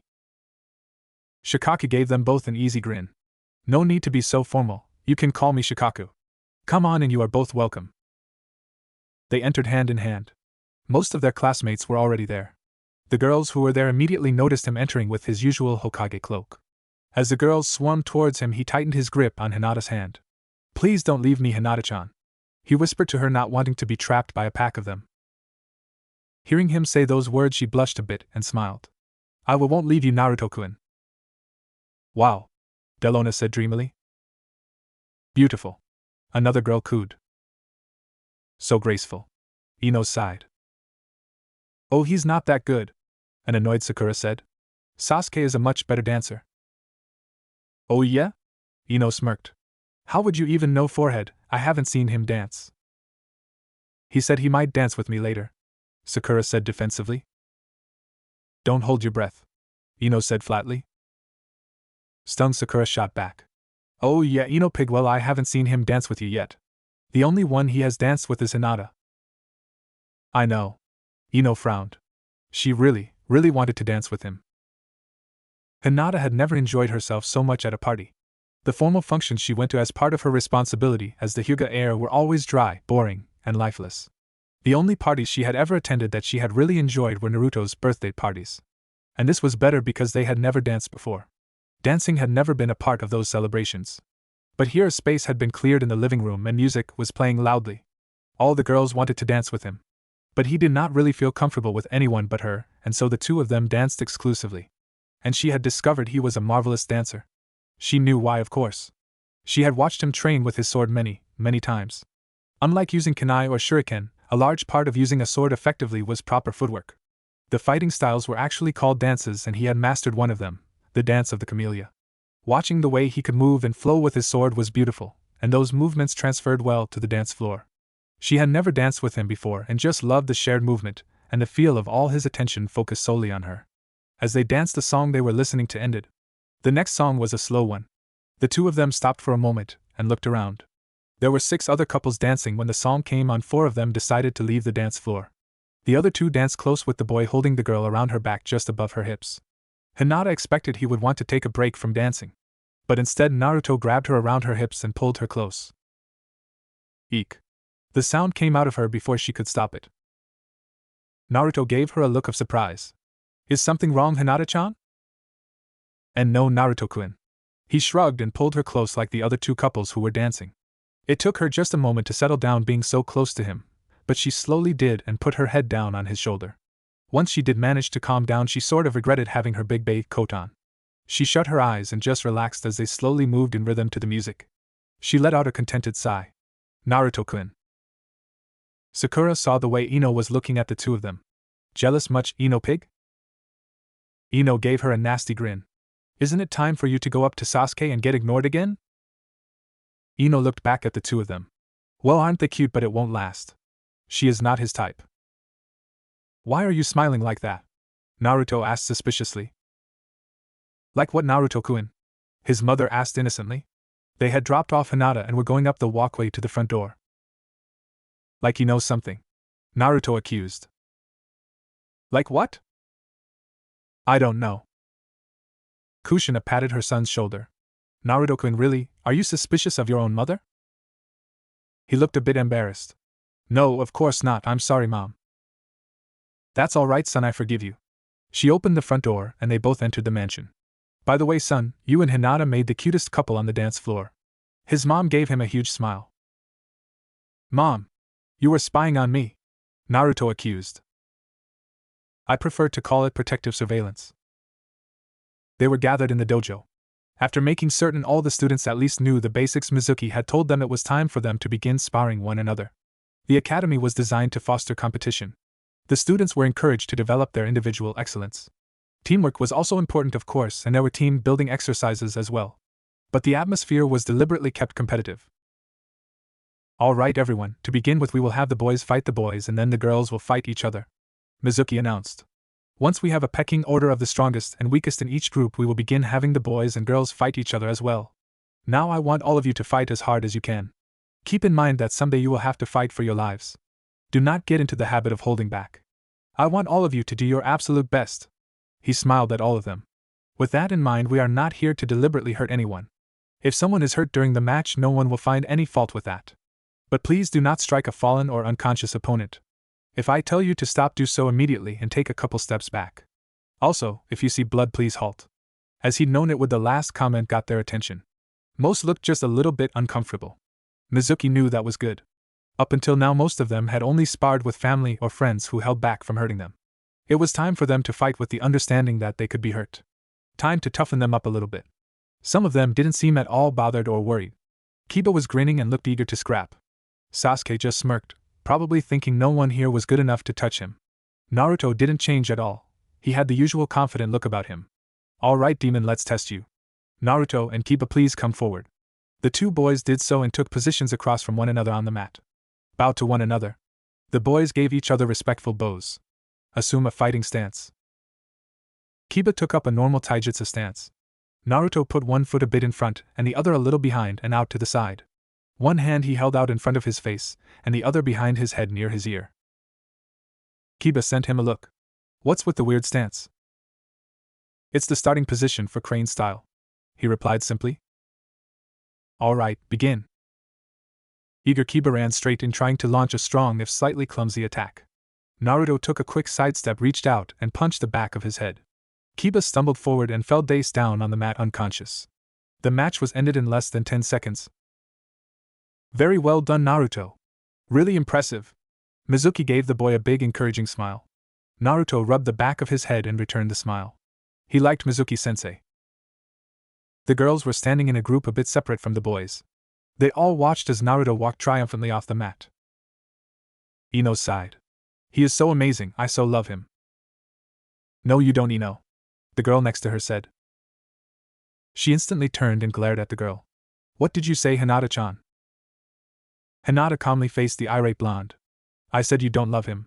She felt strangely comfortable and did not stutter or stumble over her words. You don't even really know him. To you, he's just some ideal. The other girls all quieted down and listened to the two of them. Oh, so I suppose you know him better? Ino demanded. I've known Naruto-kun my whole life, she said simply, and I can't remember a time when I didn't love him. Ino sneered. Too bad you two are just friends. Hinata's eyes went to the floor. Maybe that'll change one day. Sensing an advantage, she pushed it. Yeah, right. You are so not his type. I mean, seriously, do you think he'll end up with a quiet little mouse like you?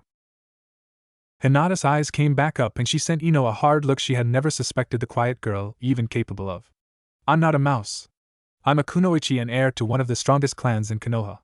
And even if I am a little shy, Ino, never think that means I'm scared. Oh yeah? You really think you'll end up with him?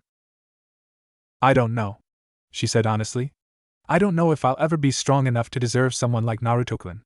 But I've decided that I want to be someone who would be worthy of his love. I've started working hard to become such a person, and I'll continue to work towards that goal. Because to me, Naruto-kun is worth that sacrifice. He is the one I love and the one who gives me courage.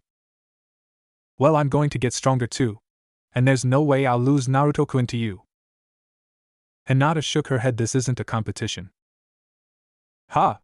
That just shows what you know. When it comes to getting the boy you want, it's always a competition, and I intend to win. Hinata frowned at her. Is that all Naruto-kun is to you? The prize in a contest? Are you really that shallow? What? She began shaking her fist. What did you just call me, you little mouse? Is there a problem? Mizuki asked. Mizuki-sensei, I want to fight her right now. Mizuki looked at her in surprise. Usually it was the boys who developed grudges and demanded to settle them in a spar. He had planned to finish with the boys first, but if Ino was this adamant, it would be better to get this out of the way. Do you have an objection, Hinata? She shook her head. No, Mizuki-sensei. He shrugged. Very well, both of you come forward and take your positions. Hinata took a step and halted. She thought for a moment, and came to a decision. She unzipped her beige jacket and left it on the floor. The boys were all watching as Ino and Hinata took their positions on the mat. This was the very first time any of them had seen her without a jacket. Even Naruto had not seen her without that jacket since she started wearing it about half a year ago. Hey! Kiba shouted. Hinata's got tas. Almost immediately Kiba was grabbed around the collar and was yanked forward until he was nose to nose with a very angry Naruto. What did you just say, dog boy? Naruto growled. Kiba gulped and felt the urge to whimper and turn up his belly. Nothing. Naruto let him loose and turned back to the girls. Wow! Hinata-chan has tas. Having bowed to one another, Ino smiled. Naruto's watching us. I know. Assume a fighting stance, Mizuki commanded. Ino snapped into a standard Goken stance. Byakugan activating her bloodline, the veins near her eyes popped up, giving her a suddenly fearsome look. She dropped into a Juken fighting stance. Ino suddenly looked to Mizuki. Hey! Is that allowed? Is there a problem, Ino? I told all of you to fight to the best of your ability, and Gentle Fist is the fighting style of the Hyuga. But I didn't think she could actually use it. Ino felt just a little worried. She'd heard of Gentle Fist, and it was one of Konoha's strongest fighting styles. Mizuki frowned at her. Surprises and false assumptions are a part of ninja life. Consider this a valuable lesson for the future. Maybe you should twist your ankle, Hinata said sweetly. Ino glared at the girl. Woo-hoo! Kick her ass, Hinata-chan! Naruto shouted. Hinata smiled happily. Watch me, Naruto-kun. All right, Mizuki spoke. Begin. She did IB on Burbos. Ino got out as she pressed the bloodied cloth to her nose. Hinata bowed.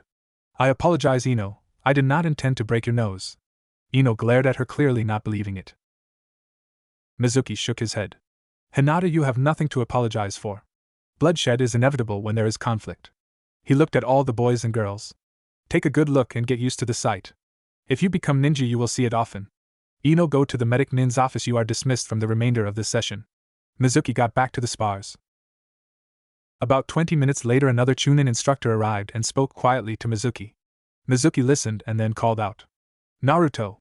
The academy administrator wishes to speak with you. Please go with Larm.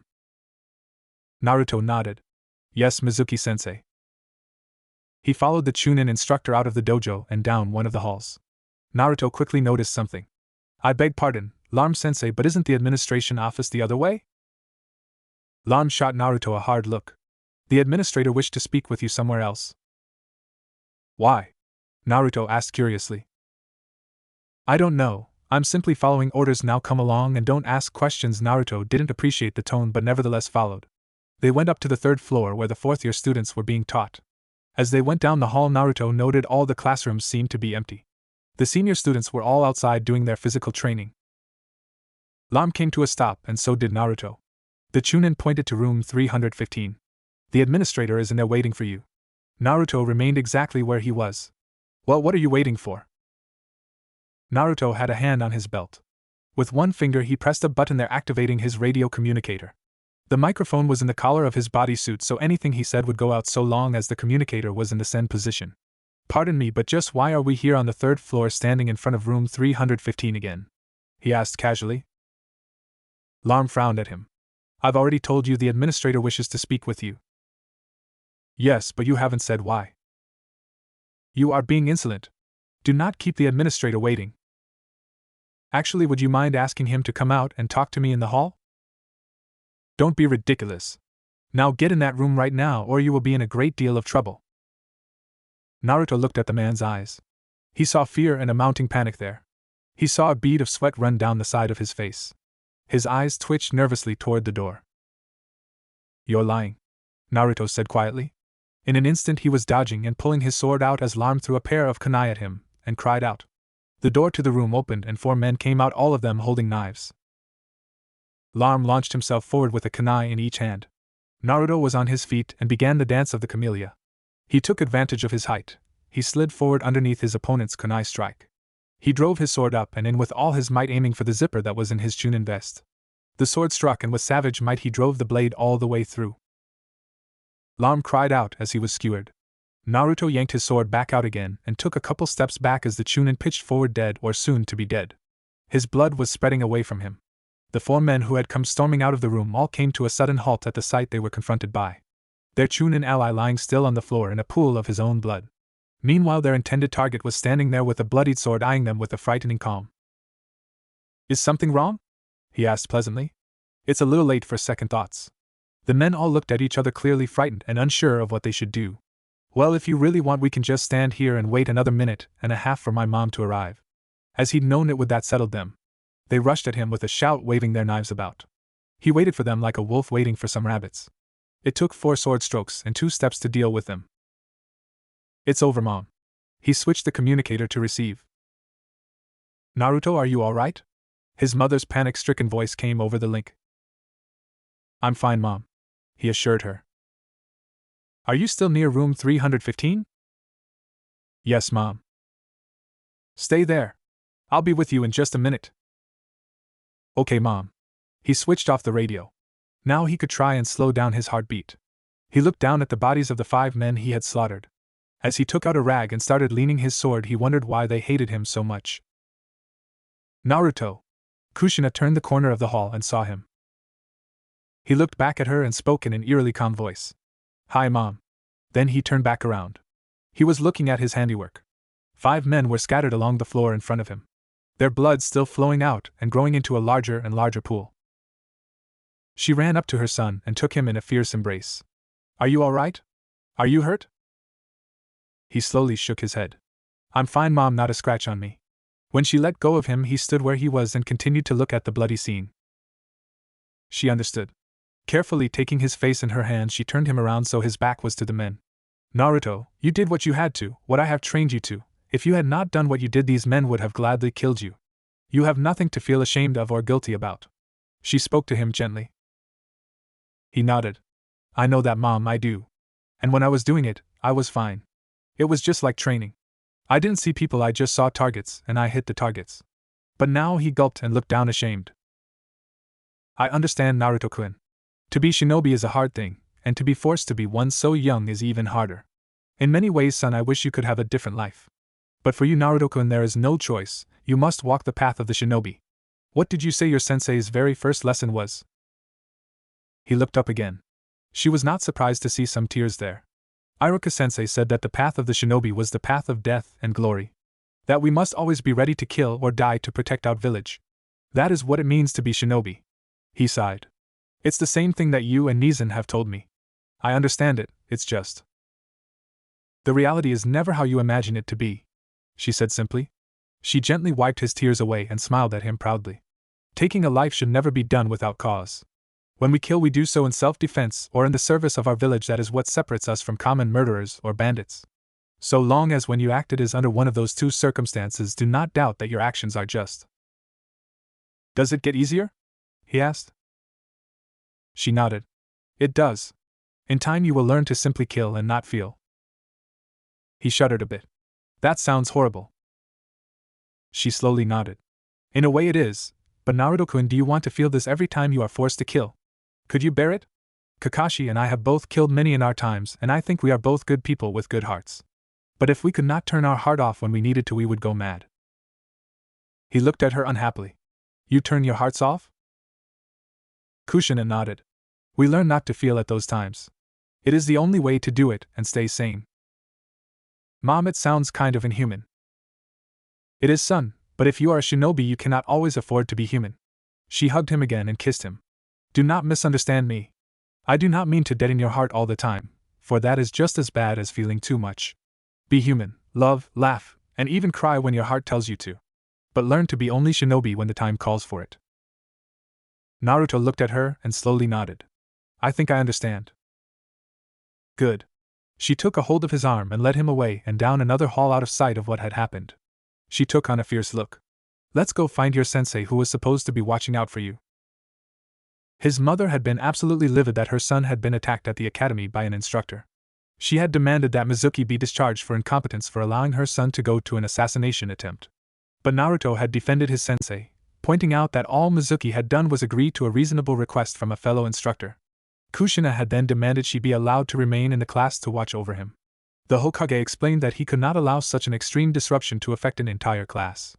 So ultimately Kushina was faced with the choice of either allowing Naruto to remain in the academy under the current circumstances, or of allowing him to take the graduation exam and beginning his shinobi career immediately. Kushina was not interested in this second option.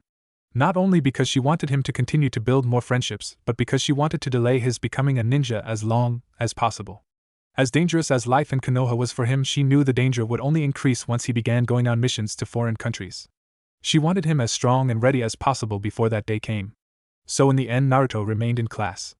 The Hokage did agree to keep an ANBU squad on duty near the academy whenever he was there.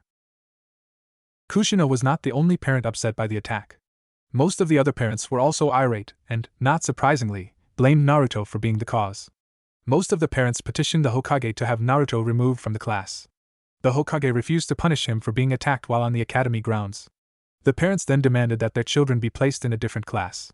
This demand was also refused as there were no other first-year classes available.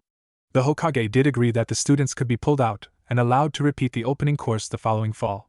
A couple parents did this, but the others declined as it would mean wasting a full year of their children's education and ninja careers. For the students, the fact that Naruto had actually killed a Chunin settled his standing in their eyes. He was, as Kiba liked to say, the pack leader. The only ones unwilling to acknowledge this fact were Sasuke and Sakura. As the semester continued, the pecking order became clear and was best symbolized by the weekly sparring matches. Naruto never lost. Sasuke never lost, except to Naruto. Hinata was clearly the most powerful kunoichi, and her swift and crippling Juken strikes completely overwhelmed all the girls and nearly all the boys as well. She never defeated Naruto, but she very nearly managed to beat Sasuke once. The top 3 slots in the class were cemented. As for his social skills, the girls, with the glaring exception of Sakura, were still infatuated with him. Ino was even more eager to be with him than before, though she never again offered to train with him. She tried finding ways to spend time with him outside of class, but Naruto declined. Hinata continued to train with him as much as she could and still worked on improving her juken. She remained the one at his side. Naruto made 2 additional male friends. Kiba liked him because he recognized him as pack leader and admired his strength and leadership. Chuji was also drawn, and mostly thanks to Shikamaru. He was invited to and attended Kiba's birthday party. This he found quite fun as he got to play with all the Inuzuka dogs. As the fall semester drew to its close, he was doing well. But as he was always aware, not everyone loved him. "Hello, little brother." A casual voice greeted him. "Nizan." Sasuke smiled. "What are you doing here?" "My duties are done for the day, and so I decided to stop by the academy." "Great. We can go train together." As he spoke, his classmates continued to exit the academy. One particular student in a rather eye-catching cloak drew his attention. As was his habit, he sent the student a hard look. Seeing this, the particular student returned the look with a smile and a wave of his hand. Itachi did not miss the interaction. He also had no trouble guessing the student's identity given his appearance. "Is that Namikaze Naruto?" "Yeah." Sasuke's voice dripped venom. Itachi lifted an eyebrow. "You do not care for him?" "He's a pretender who is always showing off to get attention." "Really?" Hatake Kakashi speaks of him often and is lavish in his praise. That brought a scowl to Sasuke's face. "Everyone says that. Iruka, Mizuki, and everyone in the class. He's not that good." Sasuke spoke with a rare vehemence. Itachi looked down at him. "He seems to bring out a rare passion in you, little brother. Tell me, is it true he has mastered both shadow clones and summoning?"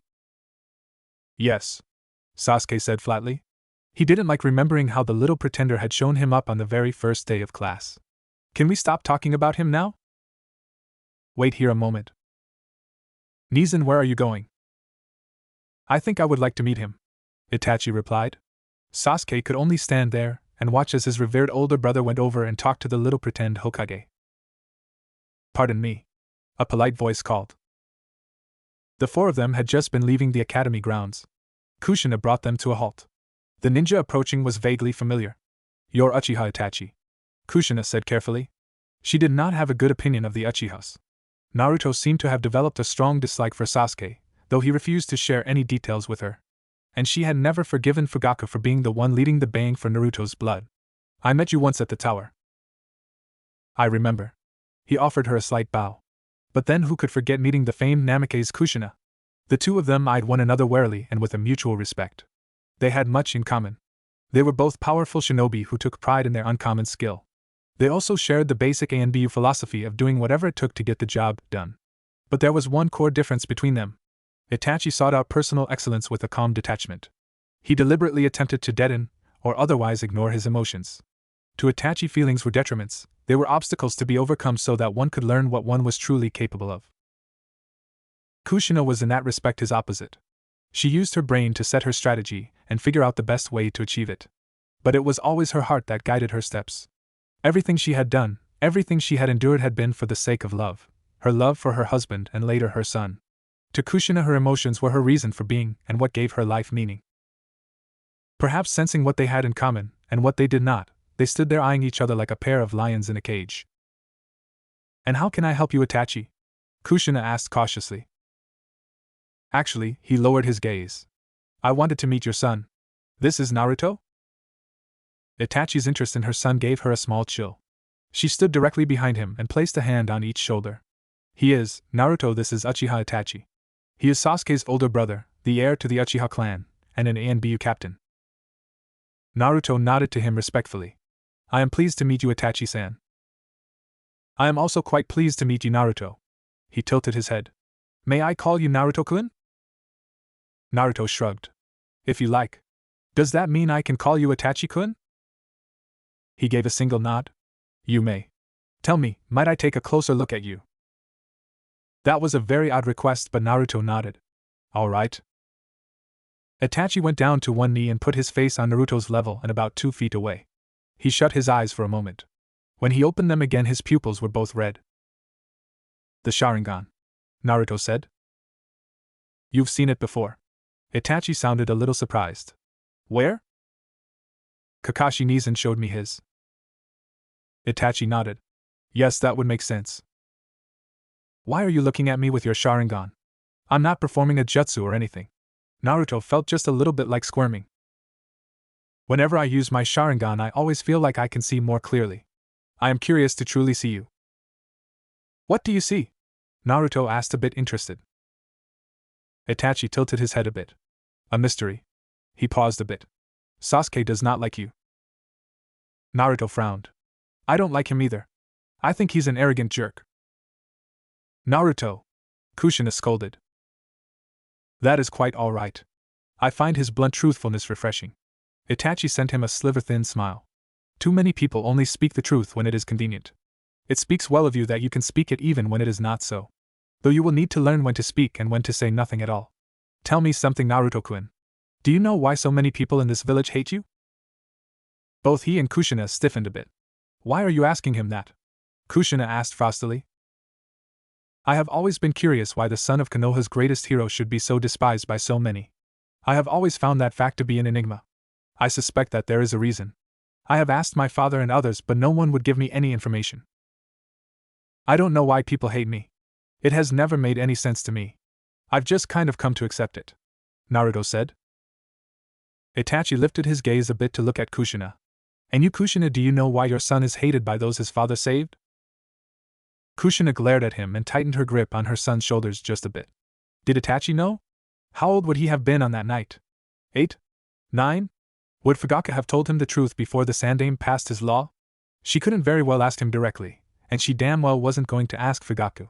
What sort of game are you playing? I'm very sorry, but I'm afraid I don't know either. Itachi looked at her intently. You are lying.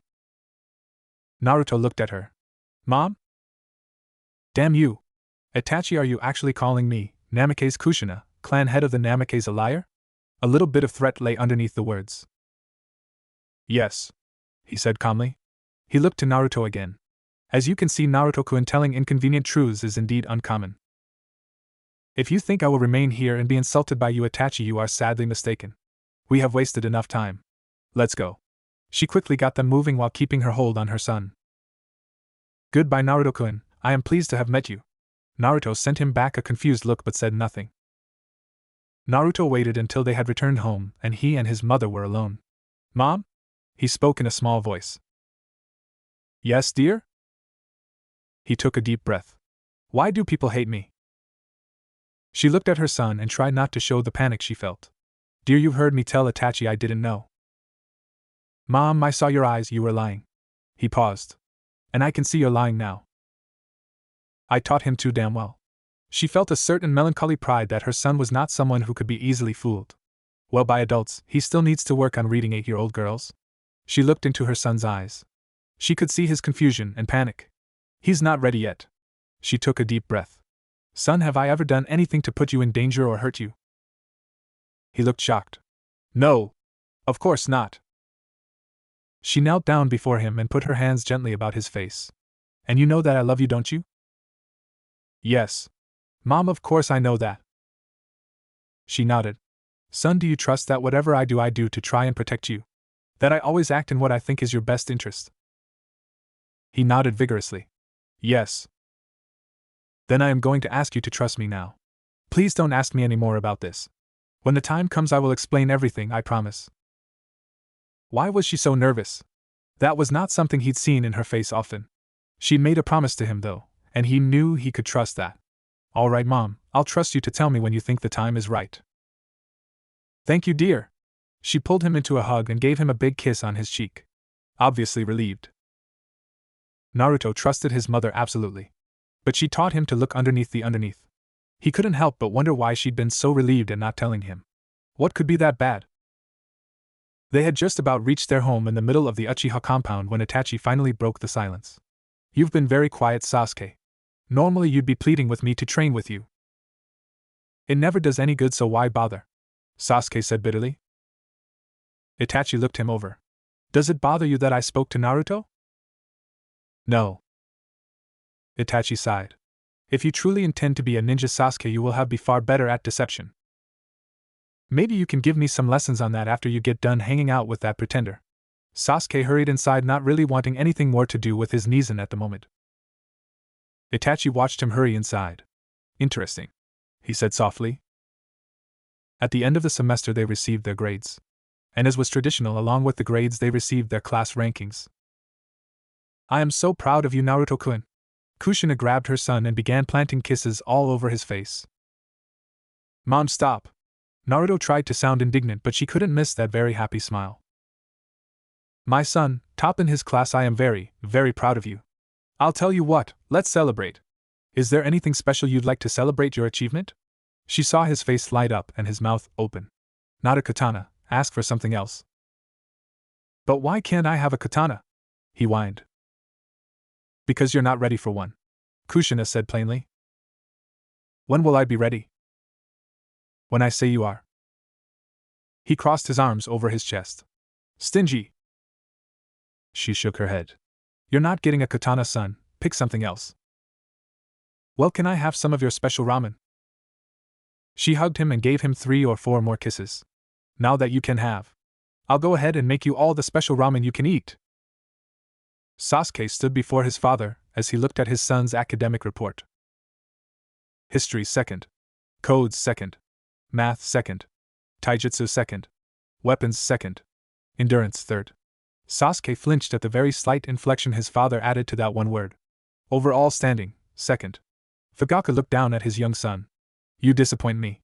Fugaku dropped the paper and walked away from him. Sasuke picked it up off the floor and slowly tore it up. Hinata stood stock still in front of her father. He was sitting behind his desk and carefully reviewing her report. Despite an overwhelming urge to press her fingers together, she stood there with hands firmly to her side. Finally, he looked up from the paper and at her. She prepared herself for another tongue lashing. You were third, he said in a neutral tone. Yes, father, she said in a small voice. She kept her face up. A Hyuga was not supposed to ever look away from the person addressing them. She waited in dread for what was coming. Given that you trail only an Uchiha and a Namikaze, I find your performance acceptable. You do? She sounded relieved. That immediately brought out a frown on her father's face. Do not misunderstand me, daughter, he said in a frosty tone. You should be first in all things. He paused. However, to trail members of the other 2 elite clans of this village is understandable. His eyes considered her, weighed her, and judged her. You have improved, Hinata. Perhaps you will make a worthy clan head one day. The tone was no warmer, but compared to what she was used to, his words were welcome. Arigato, father. You have been training recently with Naruto. Yes, father. I wish you to spend more time training with him and following his regimen. I have spoken to Kushina-san and she welcomes your increased participation. For the first time she could remember, she wore a smile while in an audience with her father.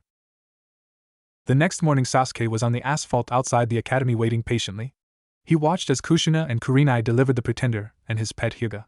He snorted in contempt. He didn't need any help to get to and from the academy each day. Yet those 2 were always treated with kid gloves. He watched as Kushina and Kurenai departed and as the pretender and his little girlfriend started toward the academy hand in hand. He walked out to meet them, coming to a stop directly in their path. Naruto and Hinata halted. Naruto looked at him with his usual air of confidence. Do you want something, Sasuke? Naruto said in that chipper tone he always used to Sasuke. It sounded more irritating than nails on a chalkboard. He clenched his fists. Fight me. As if by magic, as soon those words were spoken, all the kids in the courtyard began to gather around them. Naruto just smiled. Say what? You heard me, pretender. I want you to fight me right here and now. Naruto's smile slowly grew. He let go of Hinata's hand and signaled her to step away.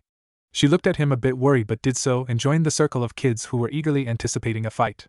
Can't you wait until Friday? I'd be happy to kick your ass then. No more damn spars. I want a real fight. Come at me with everything you have and I'll show what an Uchiha can really do. Naruto's smile slipped and thinned and took on a little bit of a feral look to it. If I did that, Sasuke, I'd kill you in about 30 seconds. With that he calmly began to saunter past the furious Uchiha. Don't turn your back on me.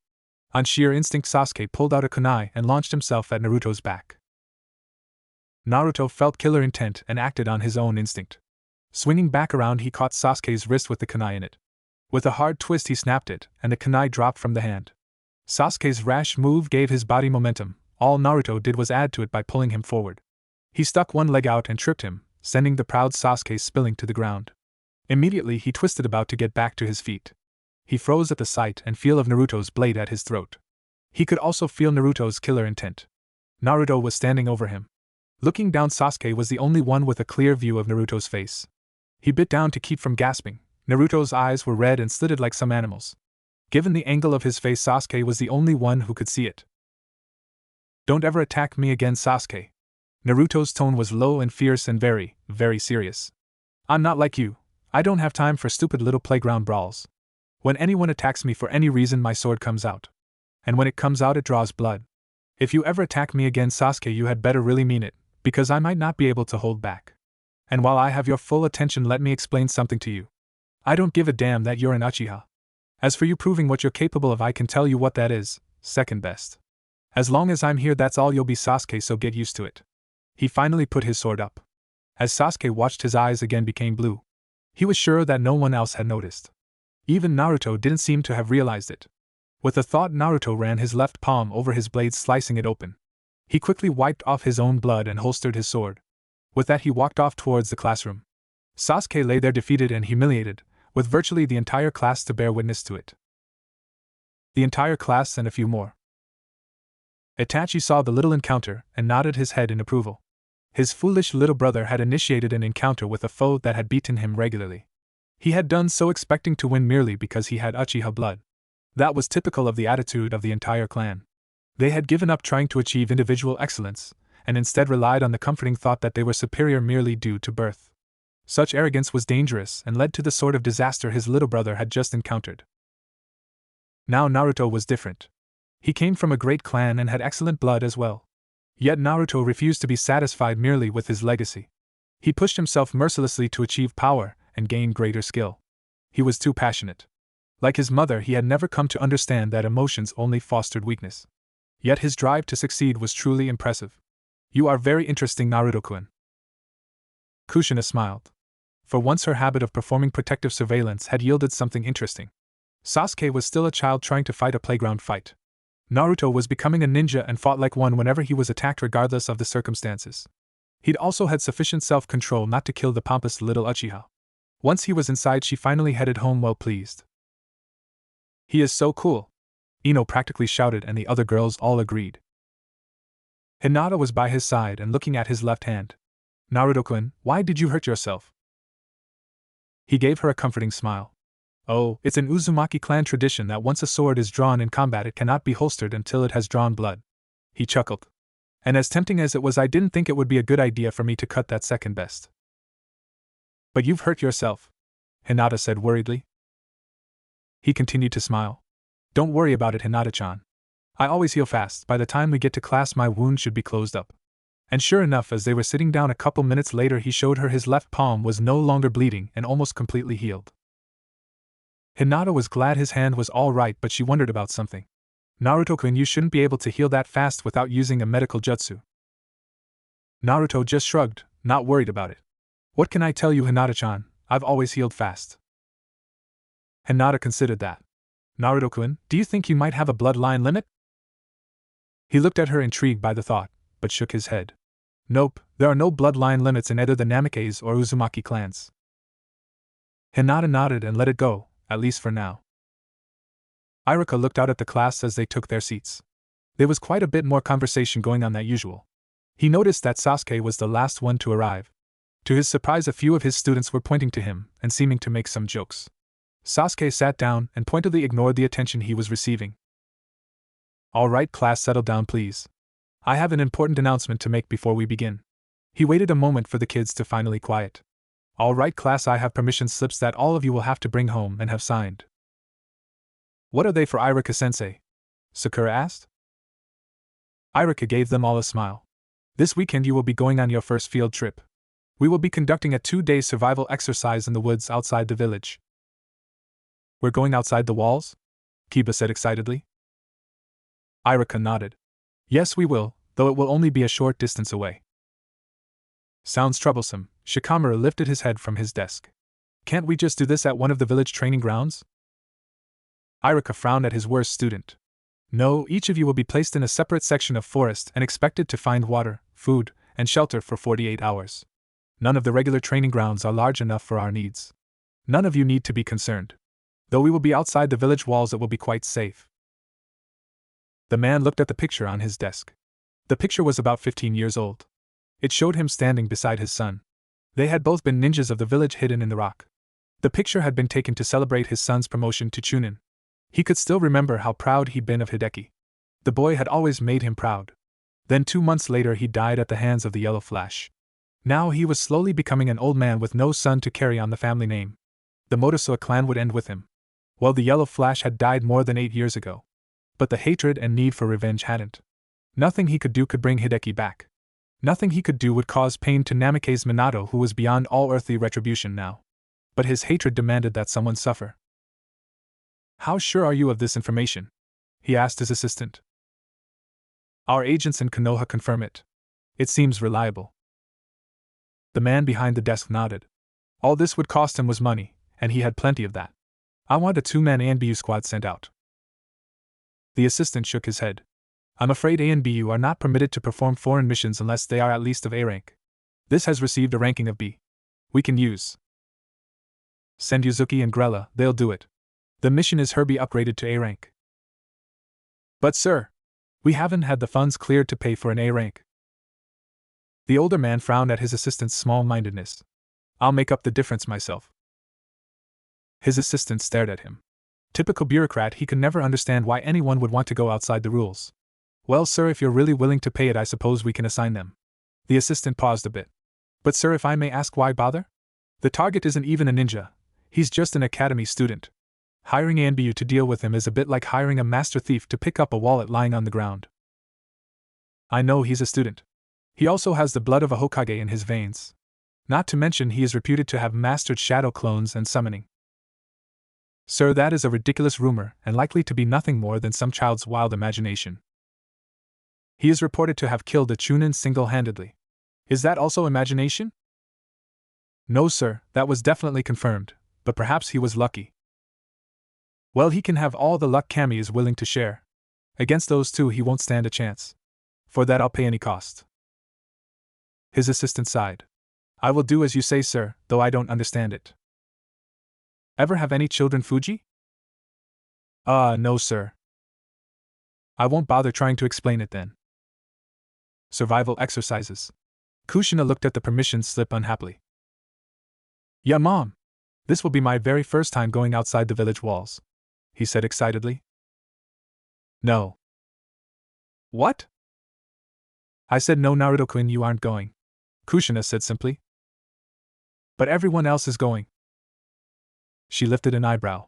Naruto-kun, I don't care about everyone else. I only care about you, and you are not going. But we're only going 10 miles and it will only be for 2 days. Why can't I go? Simple, because 10 miles means 10 minutes before I can reach you if anything happens. That's too long, too much can happen in that much time. But Mom, you know I can take care of myself. You can, Naruto-kun, that doesn't mean we should court danger. Oh, come on, Mom. I mean, if it's safe enough for Shikamura, how can it be too dangerous for me? Naruto-kun, for you, stepping outside this village means being in greater danger, she said flatly. So the very first time I ever go outside the village walls, even a step, will be on my first mission? Mom, you're always saying I need to be ready for anything. How does keeping me so close do that? Wouldn't it be better for me to get experience being outside the village now instead of later when I will a shinobi with a squad? She frowned at him. That made a distressing amount of sense. Looked at rationally, of course, he should see what it was like going outside the village sooner than his first mission. And it was just an academy field trip. Maybe I am just too worried about him. I have to let him experience new things in order to grow. Seeing her hesitate, Naruto gave her a big confident smile. Come on, Mom, I promise to be careful and to call you if there's anything wrong at all. She sighed and slowly nodded. All right, Naruto-kun, I suppose it will be all right so long as you are careful. Taking a pen, she signed her name to the paper. Itachi waited patiently as the door to his father's study opened. 3 very angry-looking members of the police force exited. They each sent him an angry look but departed the house without a word. Fugaku looked at his son and heir. Please come into my study, Itachi. Itachi did so. His father shut and locked the door. Sit down. I prefer to stand, Itachi answered calmly. Fugaku frowned. Very well. He sat down behind his desk. Itachi, do you know anything about the drowning of Shursui? No. Itachi remained utterly calm. I can't read him at all. He might as well be a complete stranger. Shursui left behind a suicide note, but there is suspicion that his death was a murder. I am the suspect. Again, there was no emotion at all. Fugaku nodded once. Despite our recent disagreements, son, I have no wish for you to risk execution for something that may not have been your fault.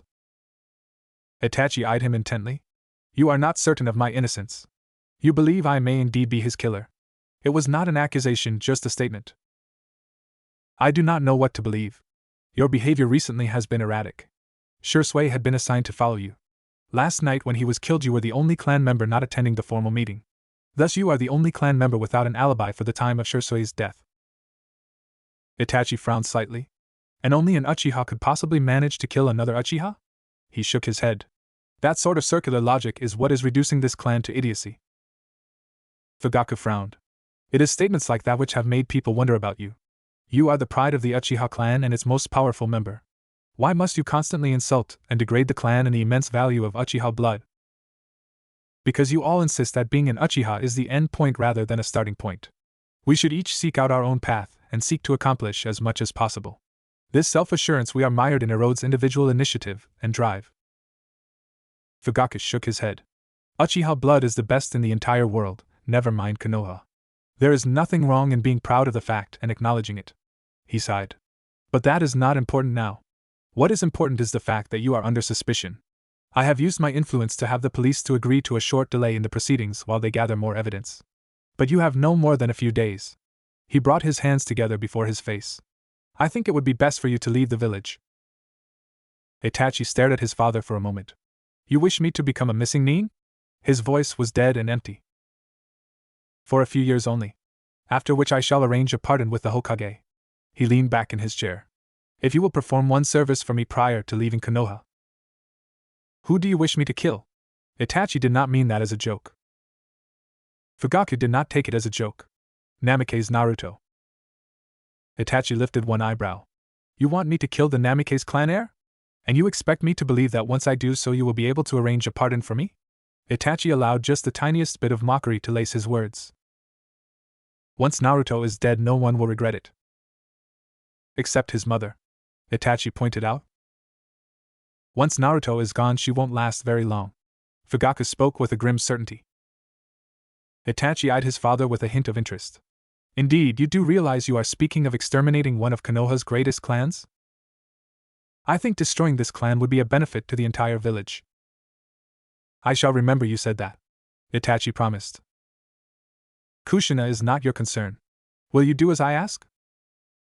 Perhaps, but first I wish to know the reason you and so many others are so eager to spill his blood. Fugaku frowned. The reasons are irrelevant. It should be enough that I ask it of you and that doing so will be in your own best interest. In that case, my answer is no. Itachi, why should you care about the reasons behind this? If I am to kill not only a clan heir but a promising ninja, I wish to know the reasons for it. Fugaku eyed his son with frustration. He has more potential than anyone else of his generation. Why must he insist on being difficult even now? Very well, I will tell you the secret. In doing so I am breaking a law of the Sandames. The punishment for breaking this law is death. I trust you understand the seriousness of the matter? Itachi nodded. He found himself to now be quite curious. I do. Very well, to put it simply, Naruto is the Kyuubi. Itachi did not show it, but he was truly surprised. He had theorized quite a few reasons why Naruto might be hated, but he had never come up with that one. He stood there and listened quietly as his father explained fully.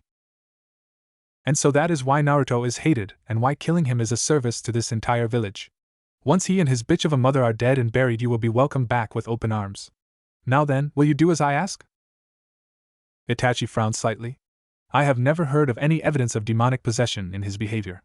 He has a source of great power within him which he seems well capable of controlling. Would the village not be better off aiding him in mastering his power rather than trying to destroy him?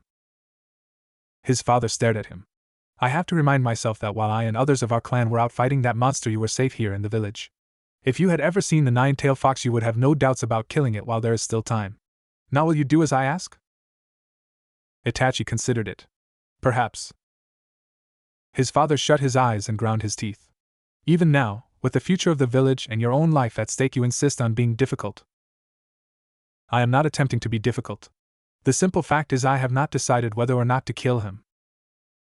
All right, son, I know how useless it is to argue with you, but keep this in mind. In a few days you will be arrested if you are still within this village. Once you are arrested, I will wash my hands of you. Should you flee this village, I will again wash my hands of you unless you do as I ask. Is that clear? It is, father. With that, Itachi left his father's study. Hey Naruto! I hardly recognize you without your cloak on. Kiba greeted him. It was early Saturday morning and the class was gathering on the courtyard. As per instructions, they had not brought any camping equipment or food with them, and they each carried only one canteen of water. They were allowed to bring with them only weapons and the standard ninja equipment any shinobi would be expected to have with him at any time. Currently, Naruto was dressed in the same black and red bodysuit he always wore beneath his cloak. I'll only wear that when I am in the village. I won't be wearing it when I'm on missions or leave the village. They wouldn't let me bring any snacks. Chuji cried out. I'm going to starve. Chuji, it's impossible to starve in just 2 days, Shikamaru said. But what am I supposed to do when I get hungry? I have to eat or I'll pass out from hunger. Don't worry, Chuji, there are plenty of grub worms in the forest, and if you cook them over an open fire they taste just like chicken, Naruto said. As soon as he said it, Chuji put his hands over his mouth and tried to stop his dry heaves. Shikamaru smirked, and Kiba laughed long and hard. Naruto-kun, that was awful, Hinata chided. He gave her his puppy dog look and then turned to Chuji. I'm sorry, Chuji. It's okay, he said weakly. Naruto smiled at him. It's actually beetles that taste like chicken. Chuji's hands went back to his mouth and Kiba howled. Hinata crossed her arms over her chest and gave Naruto a look that clearly said, What am I going to do with you? Under Iruka's and Uzuki's watch, they left Konoha and made their way to a section of forest that had been set aside for the exercises. Each student was taken to a different section of forest and told to remain there until 8 a.m. Monday morning. Each student was left alone and was expected to manage on his own. As soon as Iruka dropped him off, he got to work. Creating 20 shadow clones, he set out hacking down tree limbs to build a shelter, looking for a water source, and hunting. In short order, he had a rough but efficient hut set up, a small spring found, and a campfire with a nice fat rabbit cooking over it. Finding the rabbit had been the easiest part. He seemed to have a natural gift for it. He didn't know about the other students, but he was sure to have no trouble managing a couple of days. Having eaten, he took a little time to just enjoy the rather unique experience of being on his own for once. He had never been on his own for any extended time. For once there was no one nearby who was watching out for him, no one was responsible for him. For the next, he checked his watch, 46 hours or so he was on his own. He smiled and looked up at the blue sky. He liked it. Boo! Eek! Hinata dropped the branches she'd been gathering and instinctively jumped around, bringing her hand around for a palm strike. He blocked her hand easily enough and gave Hinata one of his big smiles. Gee, Hinata-chan, I thought you'd be happy to see me.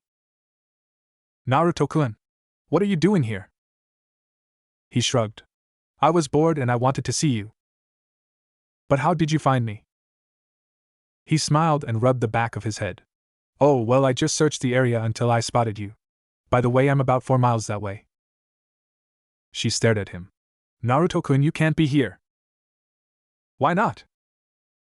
If Iruka or Mizuki-sensei find out, you'll be in trouble. Hinata-chan, they're not going to check up on us. The whole point of this exercise is for us to survive on our own. But Naruto-kun, if you help me, that will be cheating. He looked around. Hinata had put together a shelter, had a fire going, and looked to have gathered a good number of roots and herbs. I don't think you need any help, Hinata-chan. I never thought you would. She smiled and felt pleasure from his simple praise. I was just bored and wanted to hang out with you. Oh. Her smile grew and she began to blush just a little. He shrugged. If you want me to go, Hinata-chan, I guess I'll find Kiba or Shikamaru. She reached out and took a hold of his hand. No, Naruto-kun, you are always welcome.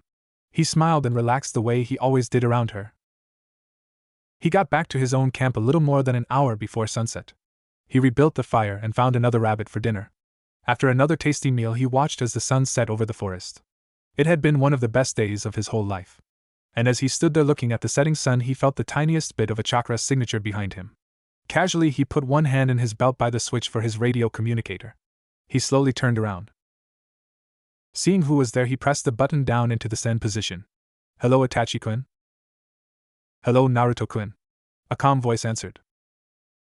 Itachi was standing on a tree limb about 20 feet away. He was wearing his ANBU armor but no mask. He did not have a weapon out and was just looking down. Naruto casually put his hand on his sword but didn't draw it. So why is an ANBU captain here in the middle of an academy training exercise? I am here because of you, Naruto-kun. Yeah, I kind of guessed that. So are you going to attack me or what? Itachi's eyes flickered to a spot behind Naruto. Move. Itachi was gone from the limb instantly. Naruto yanked out his sword and leapt to the right, ready for an attack from any direction. As he did so, he sensed movement and chakra coming from behind him. Naruto glanced back to see a ninja he didn't recognize burst out of the forest. Moreover, as he looked, Itachi appeared right behind and drove a kunai into the base of his skull. The new arrival let out a gurgle and pitched forward dead. Itachi came to a halt and stood there looking tranquil. Naruto landed and turned to face him with his sword ready. Whoa! He took that ninja out like it was nothing. What's going on here? Whose side are you on? Itachi looked at him. There is one more. And disappeared. Almost immediately, another ninja burst out of the forest. Like the first one, Naruto didn't recognize him, and he wore no Hittite. Grella! The ninja screamed out. You bastard! He began tossing shuriken and Naruto was forced to move fast to avoid them. He leapt behind a large tree to gain some temporary cover. This guy is definitely Jonin, so I'm not fooling around with him. Shadow clone technique. 20 Narutos appeared in a large puff of smoke. As a group, they rushed out to surround their opponent and come at him from all sides. The enemy ninja used a jutsu of his own. Rock garden technique. All around him, jagged slabs of rock shot up out of the ground. The clones were all struck and immediately puffed out of existence. The original was also struck and wound up, being knocked to the ground. The ninja quickly ran through some more hand signs. Dome barrier technique. Before Naruto could even get back to his feet, the earth around him leapt up to completely surround and trap him. You're finished now. Uzumaki called out. I can drain your chakra while you're trapped in there. Once I've sucked you dry, I'll finish you off. Don't bother trying to break out, it's without warning. Half of the earth-made dome exploded. Naruto stood there with a sword in his right hand and his left hand glowing with chakra. He grinned a bit and looked at his left hand. Thanks, Godmother, so much more useful than stupid medical jutsus. I don't know who you are and I don't really care. But let me show you my power. He rushed forward, eager to end it. He really is the Yellow Flash's son. Living Colossus technique. His body transformed from flesh into solid rock. Naruto launched his attack just as the technique took effect. He aimed his sword strike for the middle of the chest. The strike hit perfectly, and as Naruto drove the sword home, the blade snapped in half. To his credit, Naruto was able to improvise immediately. He dropped his broken sword, curled his left hand into a fist, and swung that. With his chakra enhancing the blow, he could have certainly destroyed his enemy's rock body as easily as he has the rock dome. But fortunately for Uzumaki, his jutsu did not slow his reaction time. He was just able to catch Naruto's fist in his own hand before it could reach him. Uzumaki held Naruto's fist firmly trapped in his rock-hard grip. He looked at the 8-year-old who had killed his best friend and partner. You really are the Yellow Flash's son, aren't you? Yes, I am. Even in this situation, he was in, Naruto answered proudly. Uzumaki nodded once respectfully, and then proceeded to crush the boy's hand. Naruto screamed out in pain as the blood began to flow down his left arm. If you lived, you'd be as powerful as he was. It's a good thing we were sent here. He yanked Naruto up by his now useless hand and let him dangle in front of him like a fish caught on a hook. Just so you know, you little bastard, all the power in the world is worthless if you can't reach your target. Now, no more jutsus for you, and I get a little payback for what you did to Grella. With that said, he whipped Naruto about like a sack of potatoes and threw him full force into a tree. Naruto hit with most of his side and felt and heard his ribs break with a sickening snap. He was crying out in pain as he dropped to the ground. Uzumaki casually walked up to him and kicked him in the belly hard enough to send him flying about 10 feet. Itachi watched and frowned as Naruto was being beaten to death. It seems I overestimated you, Naruto-kun. I guess you weren't as strong as I thought. She heard her son scream, and it was like a kunai slicing into her heart. She damned herself for letting this happen.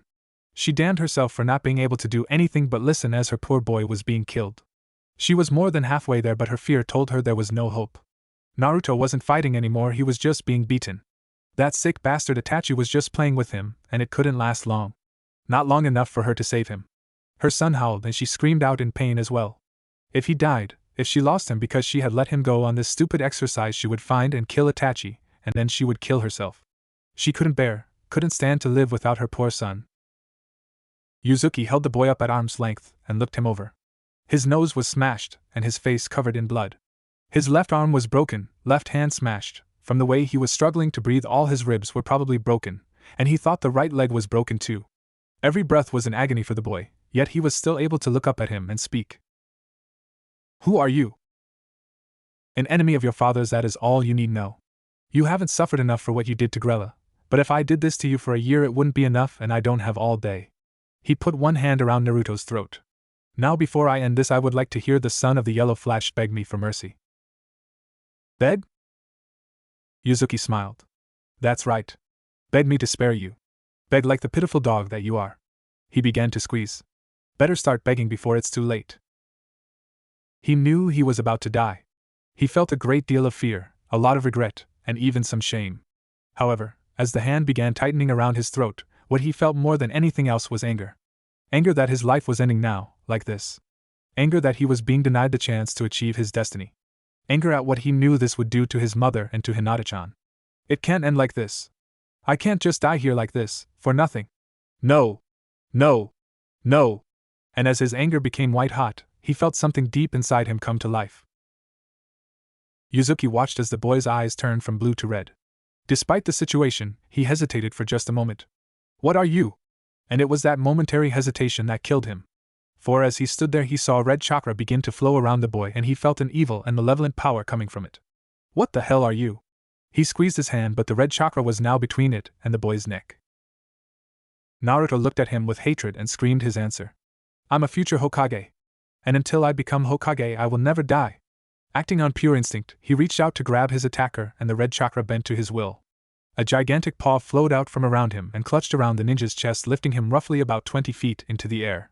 Holding up his own right hand, he brought his fingers together and made a fist. Die! The gigantic paw crushed Yuzuki like a bug between two stones.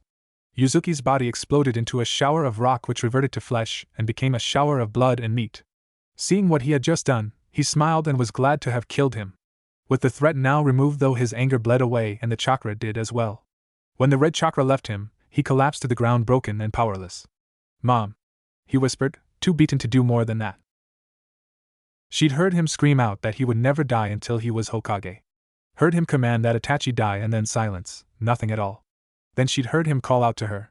She didn't know what had happened, but she had hoped that she just might make it in time. She was less than a mile away, less than 1 minute from him. Hold on, Naruto-kun, just a little bit longer. Though he couldn't hear her, she prayed he knew she was close. Naruto watched as Itachi approached him, and wondered if he was still going to die today. He couldn't even move. You going to finish the job? To his immense relief, Itachi shook his head. No, Naruto-kun. You are truly extraordinary, and to deny you the chance to develop your full power would be a tragic shame. I want to see just how powerful you can become. Glad to hear it. As Naruto watched, his mother suddenly appeared behind Itachi. Her katana was out, and already swinging for his neck. Mom, no! Die! Kushina screamed. He didn't seem to move. One instant he was facing Naruto and talking to him. The next he was looking at Kushina, her right wrist caught by his hand. Her blade had been brought to a halt a bare inch from his exposed neck. Please do not attack me, Kushina. I did not harm your son. Naruto stared, not believing he had just seen someone block his mother's attack with nothing but his bare hand. Mom, it's true, Itachi-kun didn't attack me. He killed one of the ninjas who did. Kushina stared at Itachi, clearly just as amazed that he had stopped her. She still did not trust him but was willing to believe her son. All right, I won't attack you. He released his hold on her, and she swiftly moved to her son's side, staying between him and Itachi.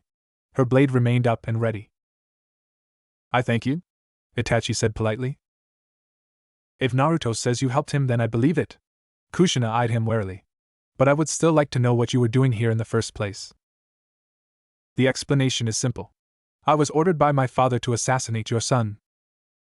What? Kushina's killer intent spiked, and her katana twitched in her hands. Itachi held up a hand. I chose to disobey the order, and came here to deliver a warning to Naruto-kun. He looked to Naruto. My warning is simple, Naruto-kun. Never trust any member of the Uchiha clan, and that includes my brother. He looked to Kushina again. You should also be aware that had I actually killed Naruto, my father intended to arrange your death, as well. What? Naruto cried out, far more upset at the thought of his mother's death than at his own. Fugaku is a dead man, Kushina said flatly. Will you go with me to the tower and testify to all this before the Hokage? Itachi shook his head. No, for you see, while I chose to protect your son, I have already committed murder. I will be leaving Konoha to become a missing nin. A slight grin touched his lips. I trust that you will not try to stop me. Kushina shook her head. After what you've done today, no? Itachi looked back down to Naruto. You have great power within you, Naruto-kun. Work hard to develop it, and reach your full potential, for I intend to do the same. One day I intend to test myself against you and see which of us is the stronger. He gave a slight and formal bow. Until that day, Naruto-kun, goodbye. With that, he disappeared. With Itachi gone, Kushina finally knelt beside her bloodied and broken boy. She quickly performed a basic medical jutsu to check his vitals. Oh, Naruto-kun, my baby! Everything is going to be alright. Mommy is here and I'll take care of you. She was relieved to find that despite the beating he had taken, his heartbeat and breathing were both steady. Her son would live. Mom, I hurt, he said quietly. She knew how proud and strong he could be and how much pain he had to be in to admit that. It's all right, dear. I have something to help. She quickly opened one of the pouches on her belt and went through it. She finally found what she had been looking for.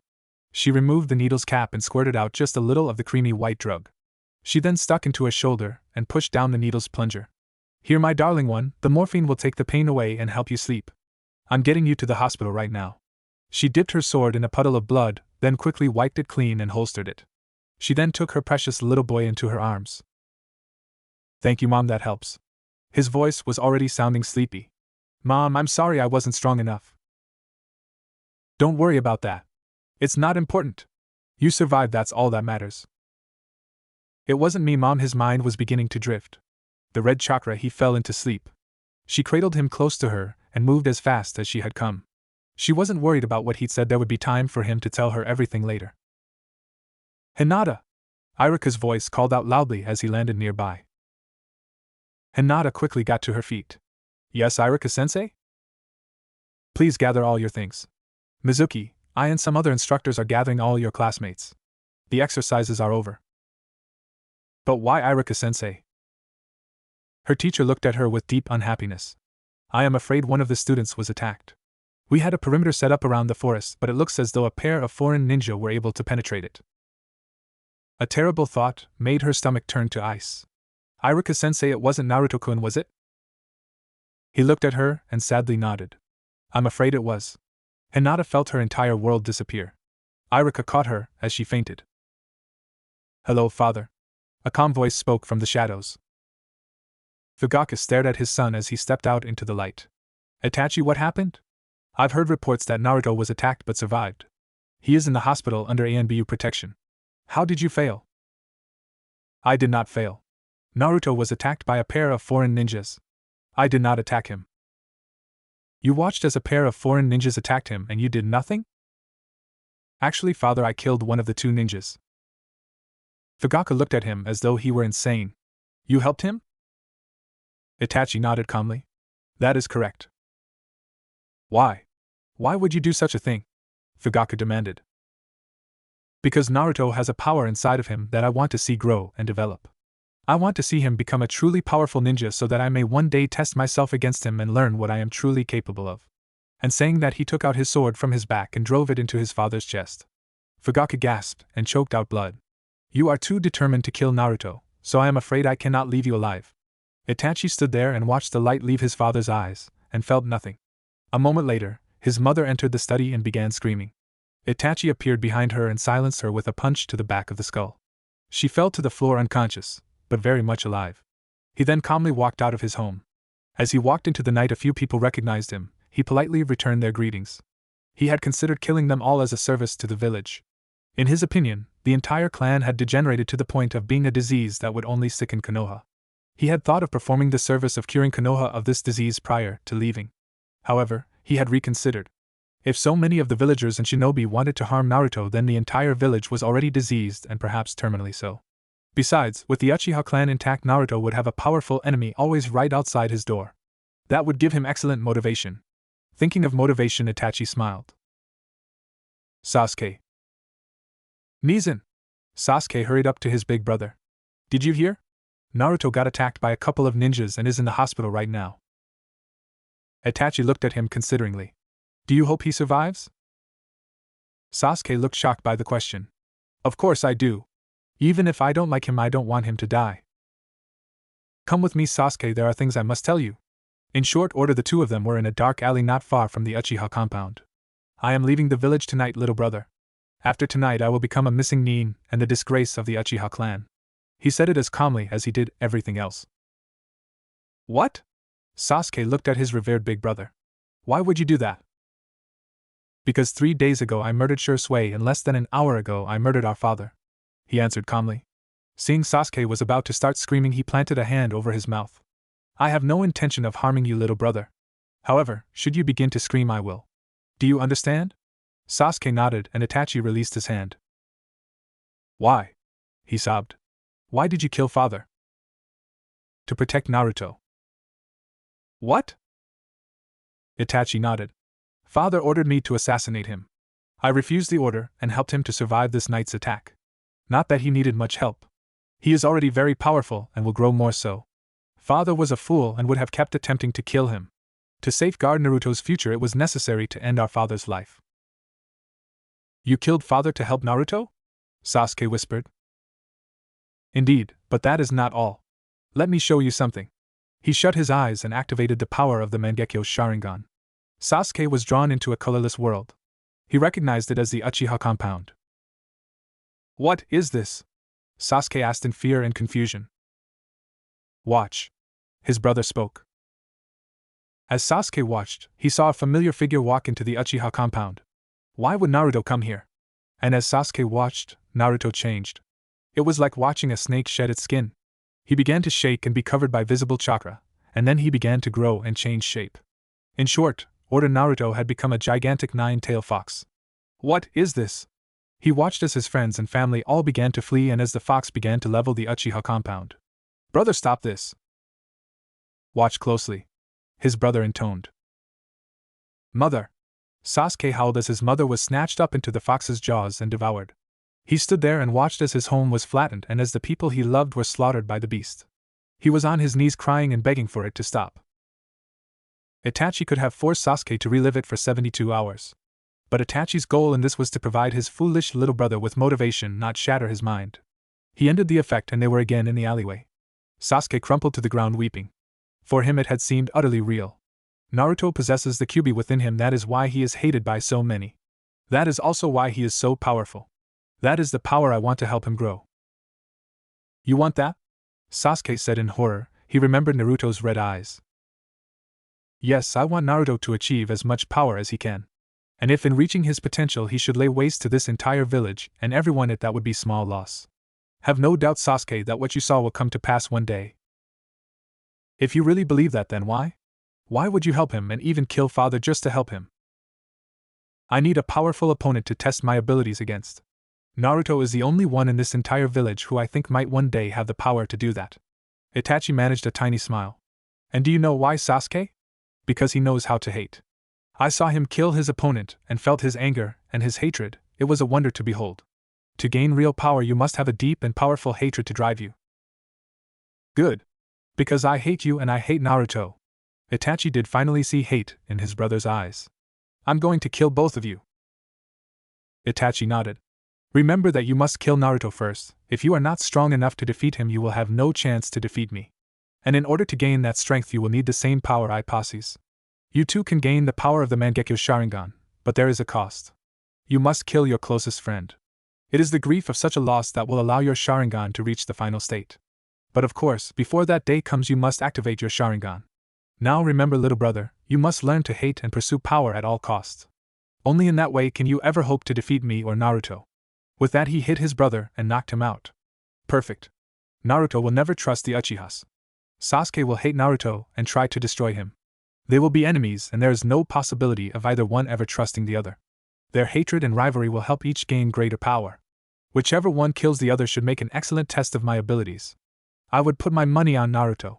But at least I have given you your chance, Sasuke. I've given you your motivation and a set goal.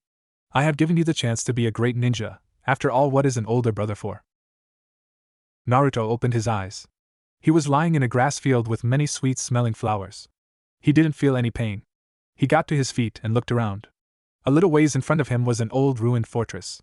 It had been made of black stone and seemed to have mostly fallen in on itself. Being curious, he decided to explore. As he neared it, he saw the arched gateway into the fort was blocked by a huge iron gate, a lot like the one in front of his home. In the middle of the gate, he saw a single seal. Approaching the gate slowly, he tried to peer inside, but even though it was day out, the inside of the fortress was utterly dark.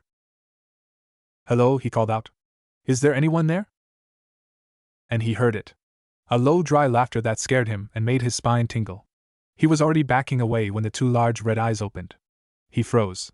He was terrified but couldn't make himself move. He wondered if this was what a rabbit felt when the wolf's eyes fell upon him. And then the teeth. 2 rows of long sharp teeth seemed to grin down hungrily.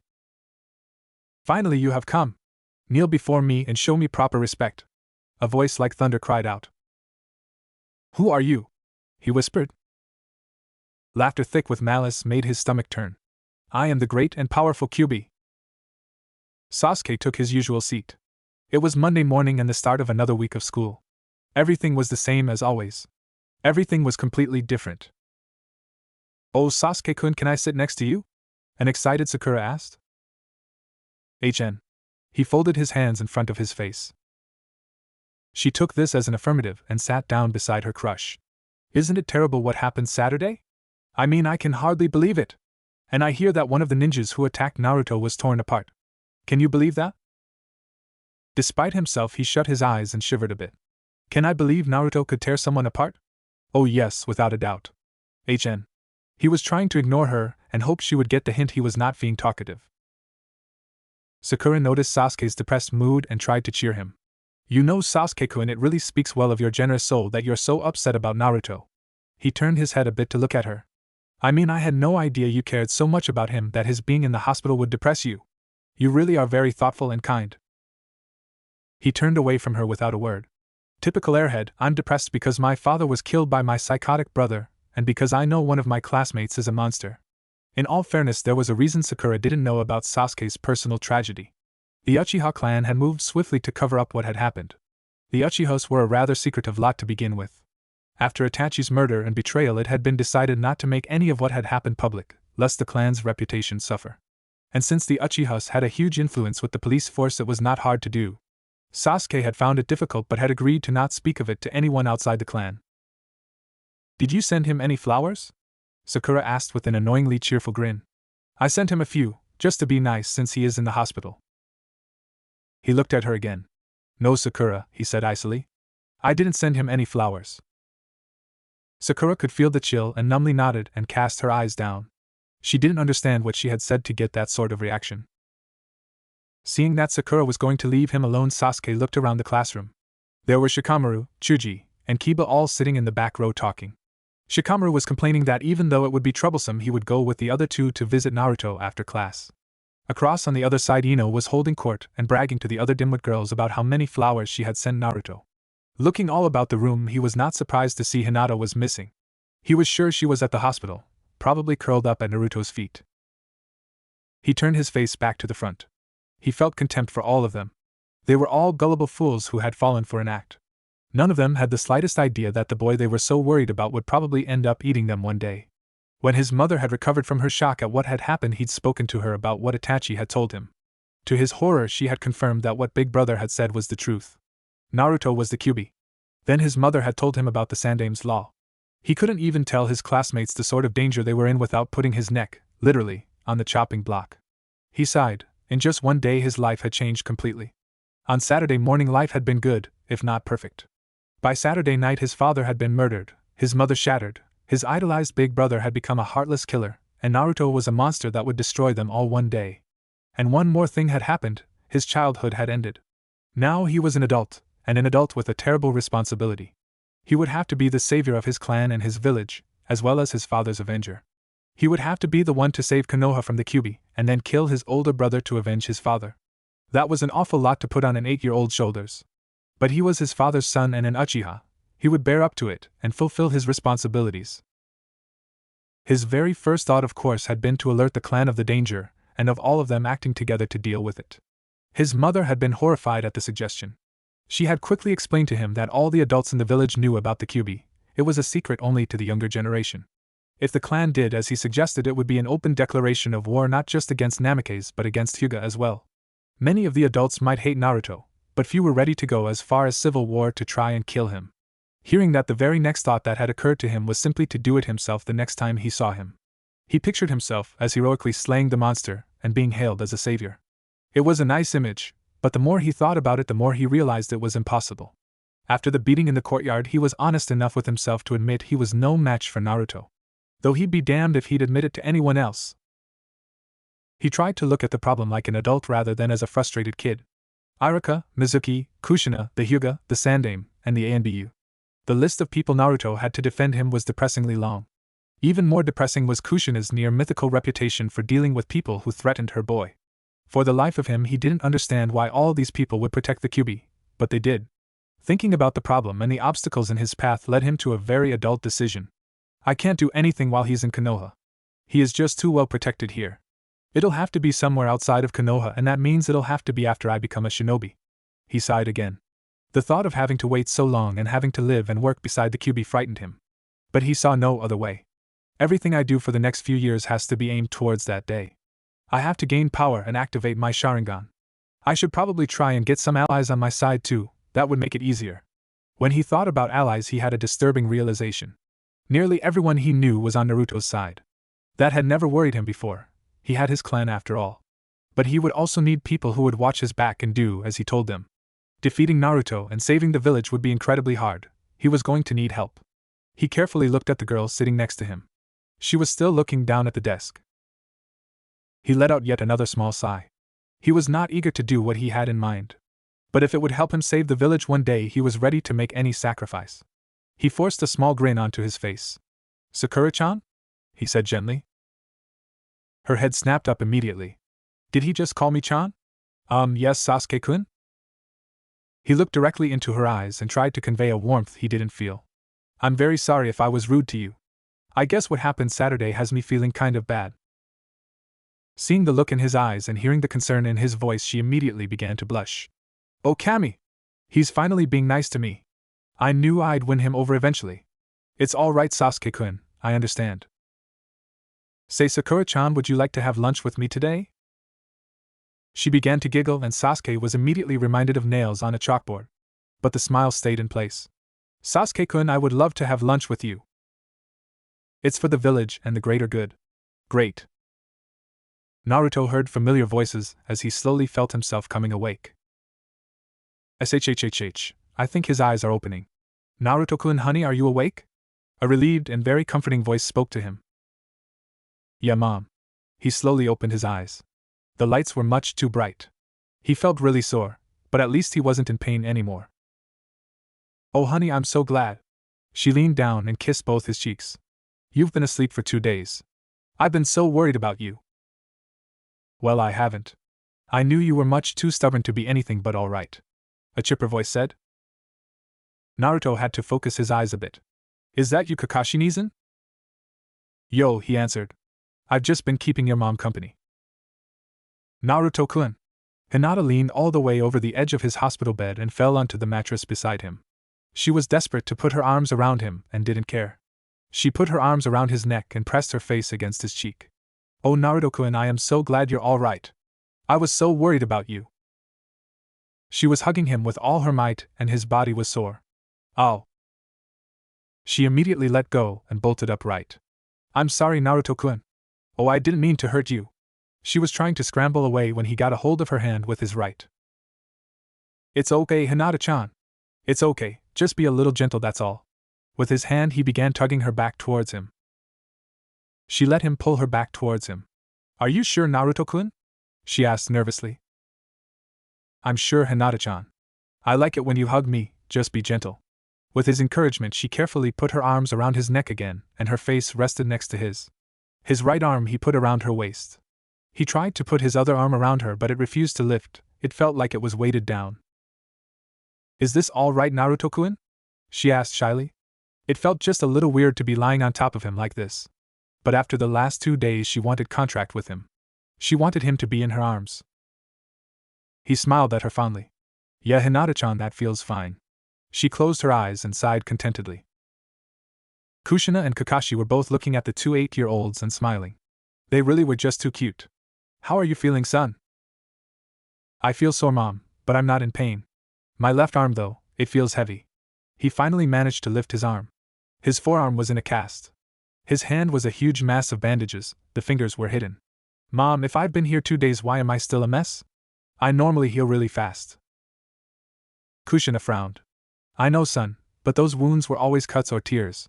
You had a lot of broken bones, and whatever it is in your chemistry that gives you fast healing doesn't seem to work as well on that. It may also be that your body just took so much damage at one time. You were in surgery for over 6 hours being treated.